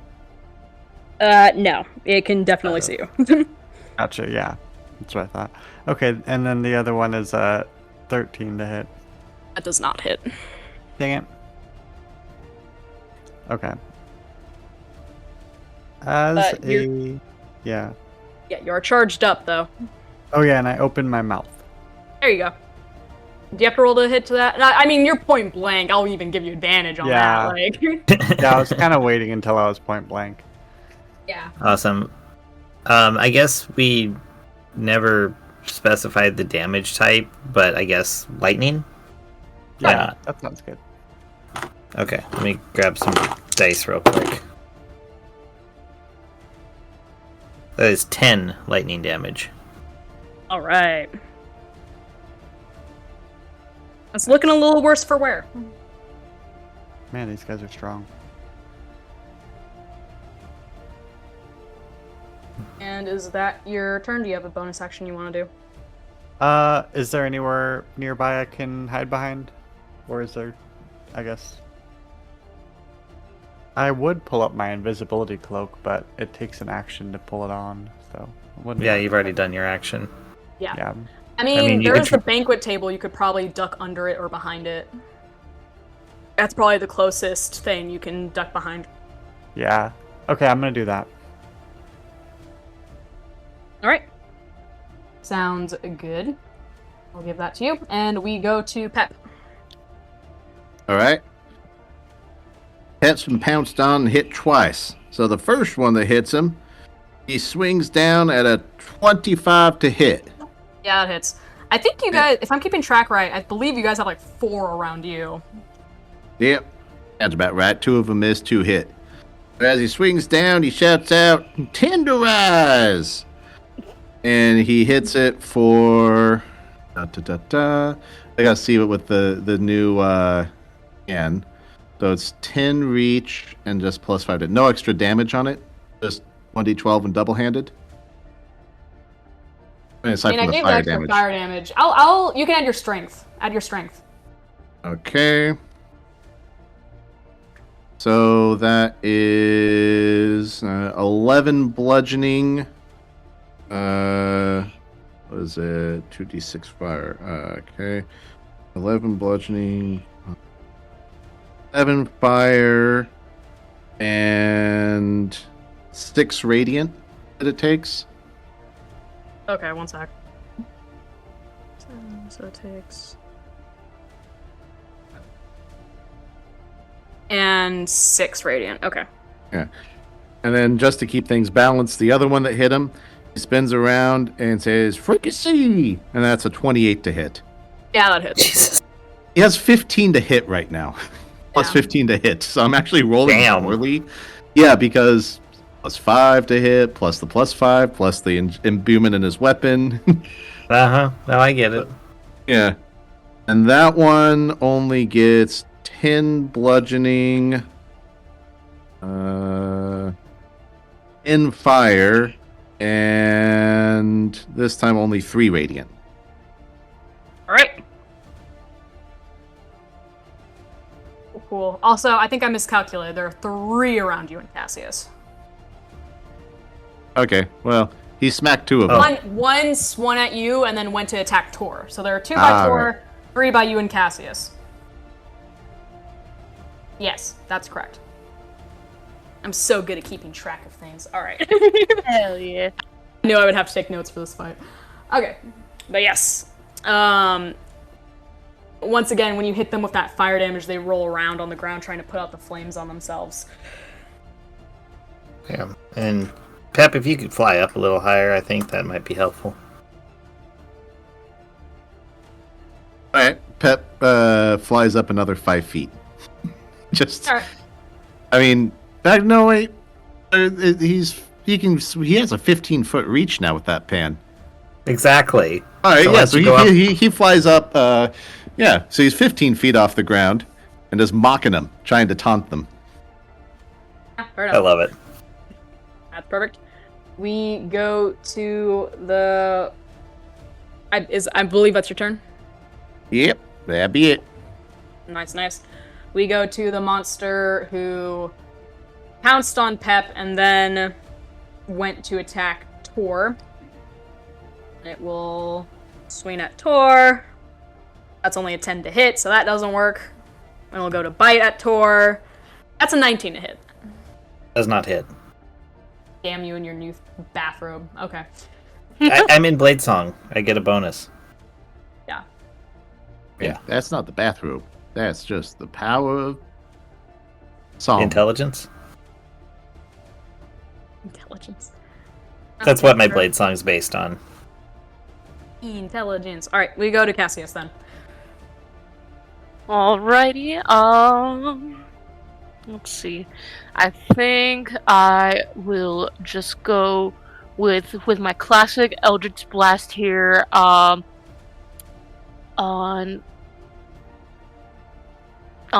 whichever one is close to me, I guess, and that would be a 24. Does hit. And that is 9 force damage. Force. You kill it. Perfect. Oh. Love that. Yeah, And, you blast it in the face, its jaw cracks, and it kind of slumps over dead. Oh, nice. Also, I know we talked about it earlier in DMs about the red gemstone that I have would be helping me with all of this, correct? No. No? These are monstrosities, they're not undead. Oh, shit. Okay, I thought they were undead before. Okay, never mind. I was gonna say I wasn't using it at all, but, I was already getting pretty good rolls, so... Yeah. Alright, then yeah, that will be the Put end that out there, they're monsters. Got you. Are you able to make multiple Eldritch Blasts or not yet? You have at least 2. Do I have at least 2? Hold on, let me look at my spell description. At a certain level, I believe you get multiple targets. You do.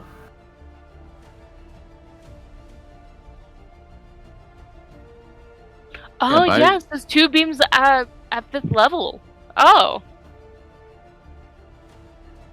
Huh. Yeah, Eldritch Blast gets a little overpowered once you get pretty high level. It makes up for the lack of spell slots. Exactly, it's the only thing you can fucking use. I got you. Oh, okay, so then the 24 would only be for, one of the beams then? Yep. Exactly, Yeah. and you just roll a second one. You pretty much Got just do you. 2 Eldritch Blasts a turn. Yeah, you can have Gotcha, as yeah. many targets as you have beams. So if you have 3 Eldritch Blasts, okay, 3 separate targets, or 3 on the same target if you want.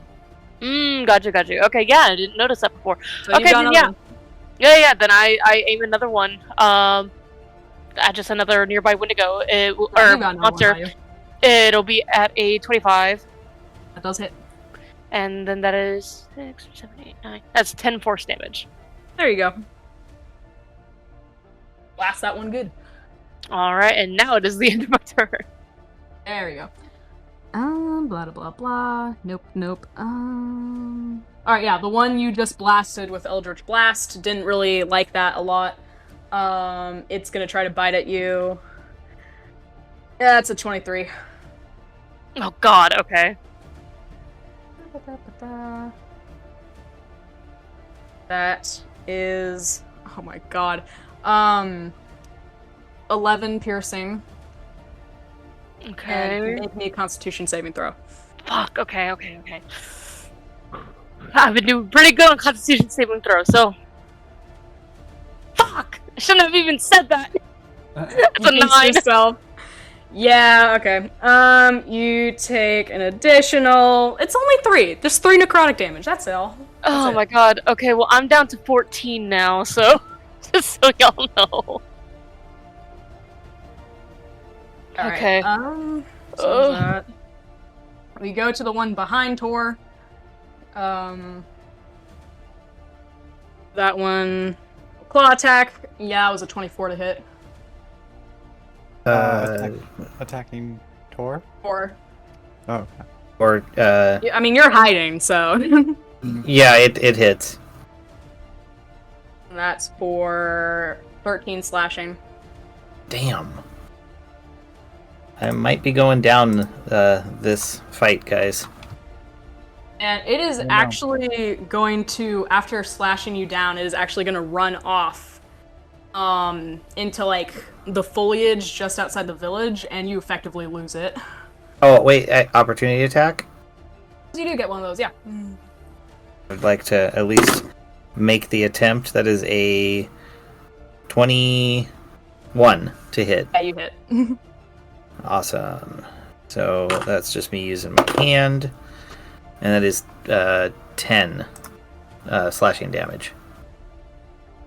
Funnily enough, as it's running away, you catch it right in the chest, and it's behind you too, so you kind of do that cool, like, behind the back, not even looking thing. You catch it in the chest as it runs, and you stab it through the heart, it lets out a whimper, and it goes down. Dang. Alright. I mean, this is the one you beat the shit out of, so... Okay, fair. You nearly killed it with what you did to it. And we go to your turn. You still have another Wendigo in front of you. Yeah. It's just the one? Yeah, because you killed the other one. Okay, so there's one in front of me. There's still one on Cassius. And There are 2 around Cassius. 2 around Cassius. Because one is mainly trying to go for Pet, but it's kind of difficult now. Yeah. Alright, but they're all relatively close. And the table's between me and Cassius, right? As well. So basically if I do something large, I'm gonna catch up Yusoa in it. I think so. I think you'd at least cast, like, one party member in it. Well, because here's my thought. Is I'm gonna try to grab all of them in a single storm sphere, and I realize I'll catch Cassius at the same time, but it's gonna be more of a benefit to him than a negative, I think. So yeah, I think that's what I'm gonna do. So Cassius, I just need you to make a strength saving throw real quick. Oh god, when I have 0 strength. Okay, cool. You can do it. That is a 2.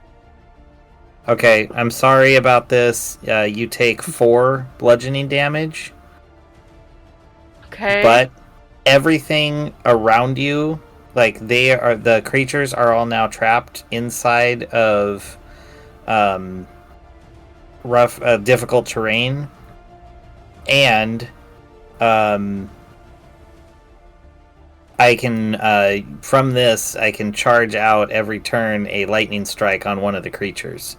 So I'm going to probably pick the one closest to you and hit it. Alright.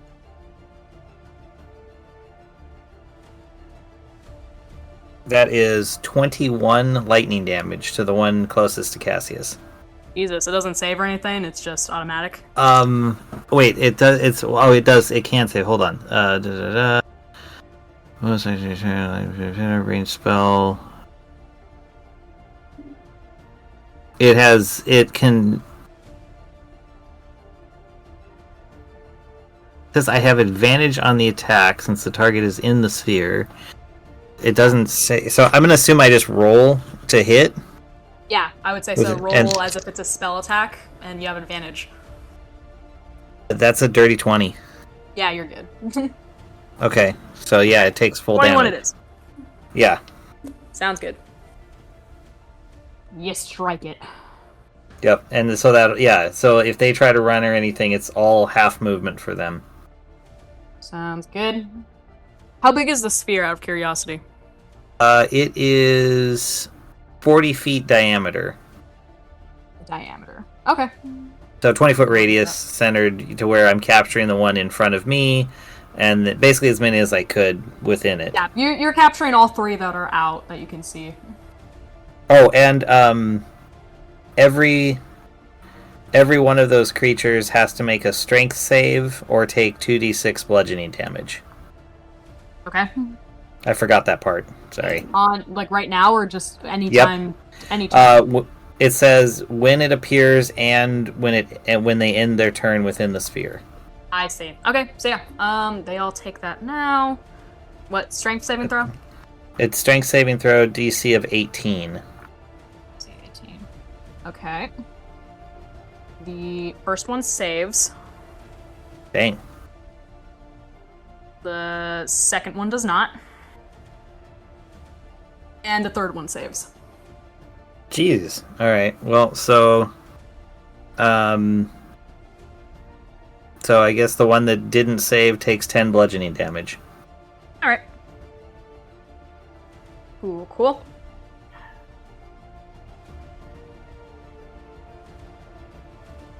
And is that your turn? Yeah, that's it. That's everything. Alright. We go to one of the one in the sphere. I mean, I don't think I can reach at... I guess I could jump. You can try. And it can try, it gets half jump height. That's true. It tries to jump into. Yeah, I mean, it'll yeah, I'll have it... that's a good thought. Interesting.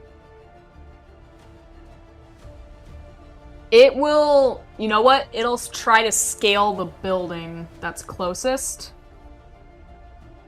Wait, so it's moving out of Pep's range? No, I mean... I imagined that... Because one of them leapt from a rooftop to try and attack you, so I'm assuming there's, like, a roof close to you. Man, crappy place to build a bonfire. Well, I mean, like, it's just, like, little lines of houses, and there's a bonfire in the road between the houses. These people are wanting to get fricasseed in their own homes. I'm imagining it just tries to scale a building to get close enough to hit you. I feel like that's probably reasonable. Well, I'm just asking to see if Pep gets an opportunity attack or not. I don't think so. It's not running away. It's not going very far. It's just scaling the nearest building, which I imagine is within 5 to 10 feet, maybe.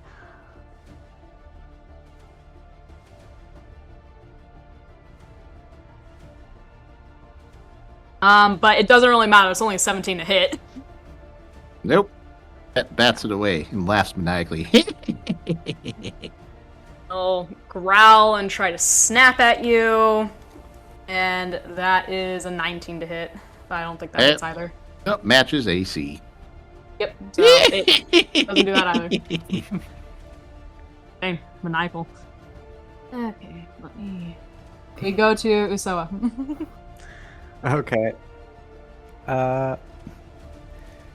Let's see. Are there any of the Wendigos that are outside of the storm unaffected? Not any that you can see. Oh, okay. All of the ones that are in combat are in the storm. Okay. And I can't really see, like, where they are? I Or mean, to attack them? like the ones that are outside the storm? Or no, I mean the ones that are in the storm, I guess. Like, is you it could. totally... Oh, okay. I can see, like, kind of their general shape. I would assume so. Okay. I just didn't know if it was, like, very, like, stormy, foggy or something. Okay, I'm gonna throw my Psychic Blades, then. With Okay. advantage. Since I'm hidden. I'll say the one closest to you is probably the one close to Tor. Okay. Alright, I'll attack that one. And the first one with advantage was a natural 20. Jeez. Yeah. Like a blades.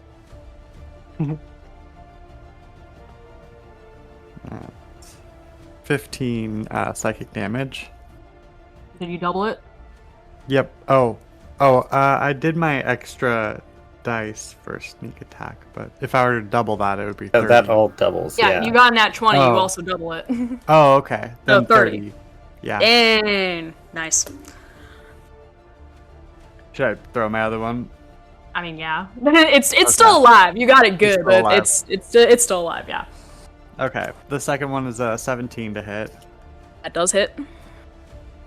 And that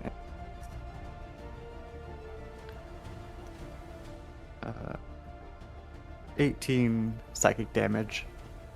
All right. You got it good. Nice.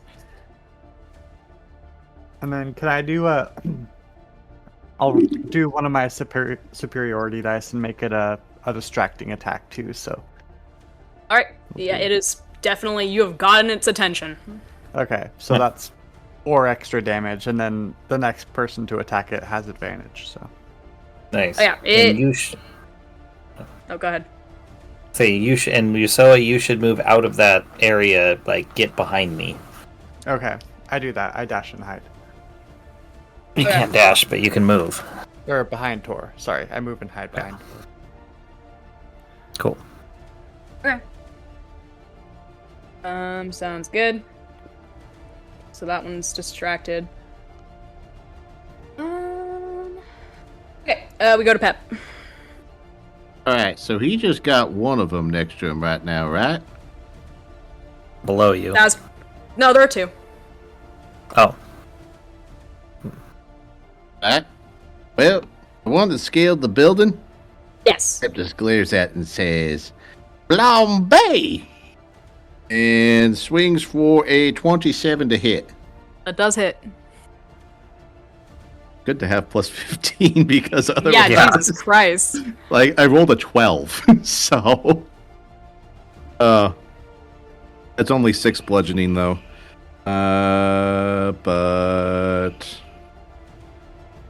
Geez, only 6 fire. And 4 radiant. That's like the lowest attack damage he's done. That's enough. You smack it and you split its skull and its head catches on fire and it slumps over dead on the roof. Alright. And as he turns to the other one near him, then looks him dead in the eye, dead in the dead eyes, and says, broil. 29 to hit. That does hit. And that is a 14 bludgeoning. 2 fire and 3 radiant.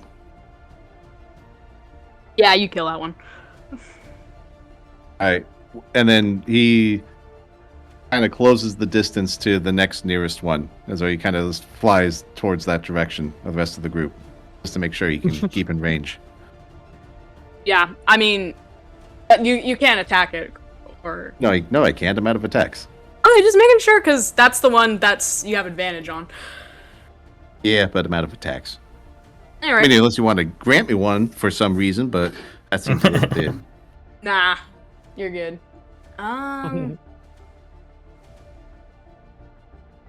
Okay, interesting. Okay, so that one's left. Okay, sorry. I'm just cleaning up my initiative spreadsheet. Alright, so yeah, there's just the one that Usoa damaged very heavily, and it kind of wobbles. And it will attempt to bite at Tor. That's only an 8 to hit, does not hit. Nope. It will then try to slash at Tor. That's only a 16 to hit, does not hit. It's not doing so hot. Yeah. And we And it- go to Cassia. Wait. Oh, wait. It Sorry, needs to go make a strength saving throw. Okay. Wait, what? Yeah, it fails. It dies. It takes 5 bludgeoning. Yeah, no, it dies. Okay. it makes a feeble attempt to make itself relevant, and it gets pummeled by the storm and just kind of collapses. Awesome. Anyway, go ahead, Cassius. My turn now? Okay. It's your turn, but you don't see any others. That doesn't make me feel good. Move out of the sphere for one. Yeah, I'm gonna definitely do that. Move out of there. Okay, well. Could I just do an investigation check to see if I can see one? Yeah. Or if I can find it, maybe somewhere? Just No, hides I under can't. his tab. Yeah, no, because I only got a 10. I'm gonna hide behind Tor. Okay. Everyone's just gonna hide behind Tor. Yeah, pretty much. Apparently.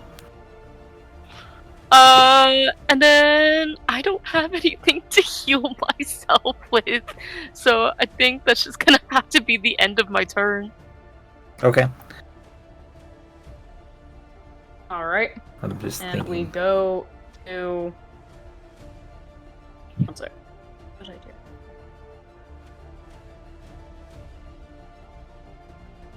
There we go. Okay. Yep, it's Tor's turn. Okay, the one that Pep was fighting, that climbed the building, But that's dead. it's still there, It's right? dead. It's dead. Oh, it's dead? Okay, so They're all dead. there's literally... You just see, there's nothing around. let's see. 1, 2, 3. You see 5 corpses strewn about in varying levels of beaten up. So there were three more somewhere. Right, we saw 8 of them. Correct.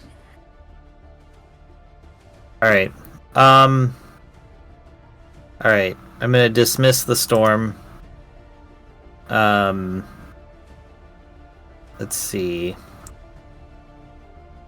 Because that's just, I can just let that go. I am going to...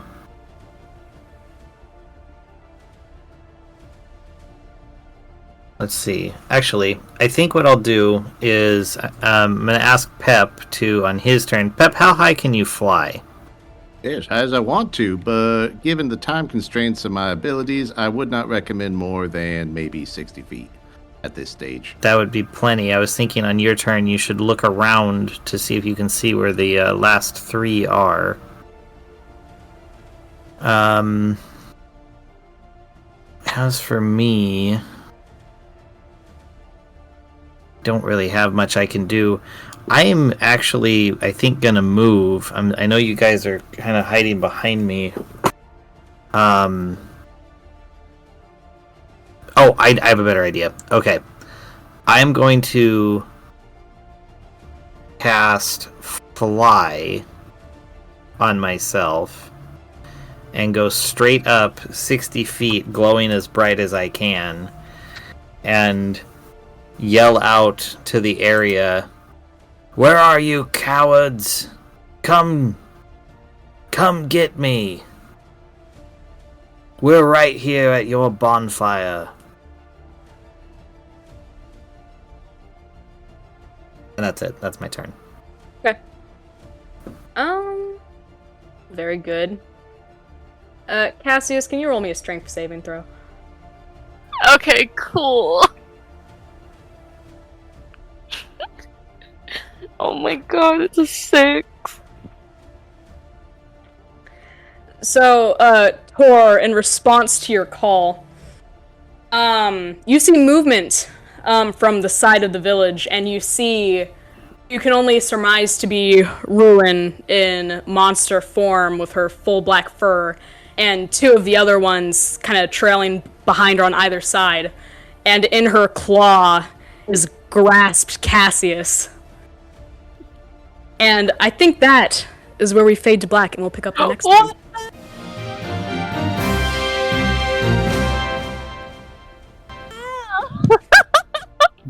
No! Wait, I thought Cassius was behind me. I was! So the guy, he came like running through or transported Cassius or what? I'd say they're behind like a building on that side. It was between Usoa and Cassius since they were the only ones grounded. I ended up rolling Cassius. Okay, fair enough. I was just confused, but okay. Well, at least I see them. They're over that way. All right, Still cool. has. Let's see here. Why do I have to be a damsel in distress? Well, if he rushes, Pep has But you're a like dame in distress. 300 feet of Yeah, flying. that's true. Yeah. Yeah, I could do like 180 if we, try to catch up. So I think there'll be a fun place to start next time, though. Oh, So yeah, Just leave I himself guess. stranded behind and make a beeline flight. see what happens. Well, good session. Yeah, that's awesome. I had a lot of fun with that. You guys made that really fun. Yeah, it's Good. pretty good. Yeah. I like my new necklace. No, yeah. Ben messaged me with ideas of how to make the items like correct, but like not exactly all there. And I know Alex contributed to that too. Yeah, no, I like it. I think it's funny. I think it'd be really and funny. I was like, how about instead of that, she's an old lady. These are all gonna be old lady themed. I love it. Yeah, That's great. I really like the idea of like, obviously this being like large, chunky like pearls and stuff. Of like him like wanting to like maybe put it in his shirt, but it's like because they're so chunky, they're just like his shirt just looks lumpy now. Perfect. You cannot hide the shame of the old lady necklace. Oh, I can't. Oh, that Dang was it. fun. I I've been excited for this village for a very long time. Oh, I bet. Oh, Yeah. good. I like I how was you just suss checking them to out like see. immediately. Yeah, because they're creepy. Nobody's that happy ever. Especially not in times like these. Yeah, like literally, like oh, like we're starving. We don't have like we have to give all of our food to famine. We're only given this one ear of corn to feed my whole family. And it's like, yeah, we're having a banquet later. Why don't you like stay with us? That's weird. Yeah, very fun. That was a good session. I enjoyed that a lot. That was very Me good. too. Thank you, Emily. It'll be very fun to come back to next time. Yeah. I I shouldn't be agree. busy next weekend, but I never know.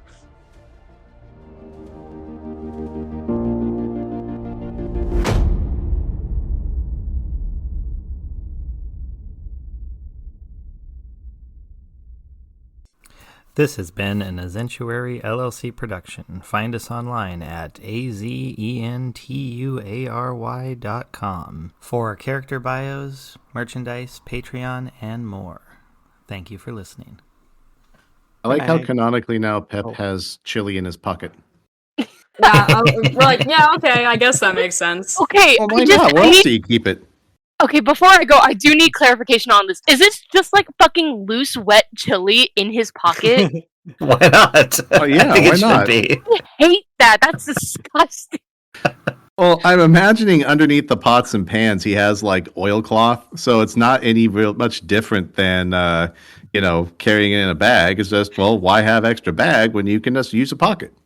No, it's just I don't like the idea of like reaching into your pocket and there's just cold, wet like chili, and then if you prefer chili with beans, then it's like you got that extra texture to it. That sounds Oh, yeah. terrible. That sounds like Yep. absolute sensory nightmare.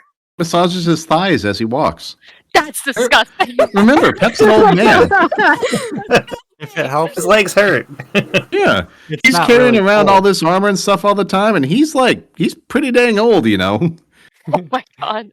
It's kind of like how old people have like unwrapped candies in their pockets, like, Exactly. but Pep just has unwrapped chili. That's okay. Because, like, with candy, it's like, oh, yeah, I'll take a piece, but then you don't actually have to eat it. No, what are you gonna do if he fucking goes to be like, hey, are you hungry? And he gives you fucking pocket chili. I'm not eating that shit. That's disgusting. That sounds like a you problem. You can go hungry then. You know what? I think I would prefer that. Anyways, Everyone's a critic till they try the pocket chili. You know, body heat help keeps it warm. that is. True. Yeah, body temp chili. That sounds so appetizing. Yeah, it goes down the stomach much smoother then. You know? God, oh my god, oh my No god. no Okay. system shock or anything. Okay, goodbye.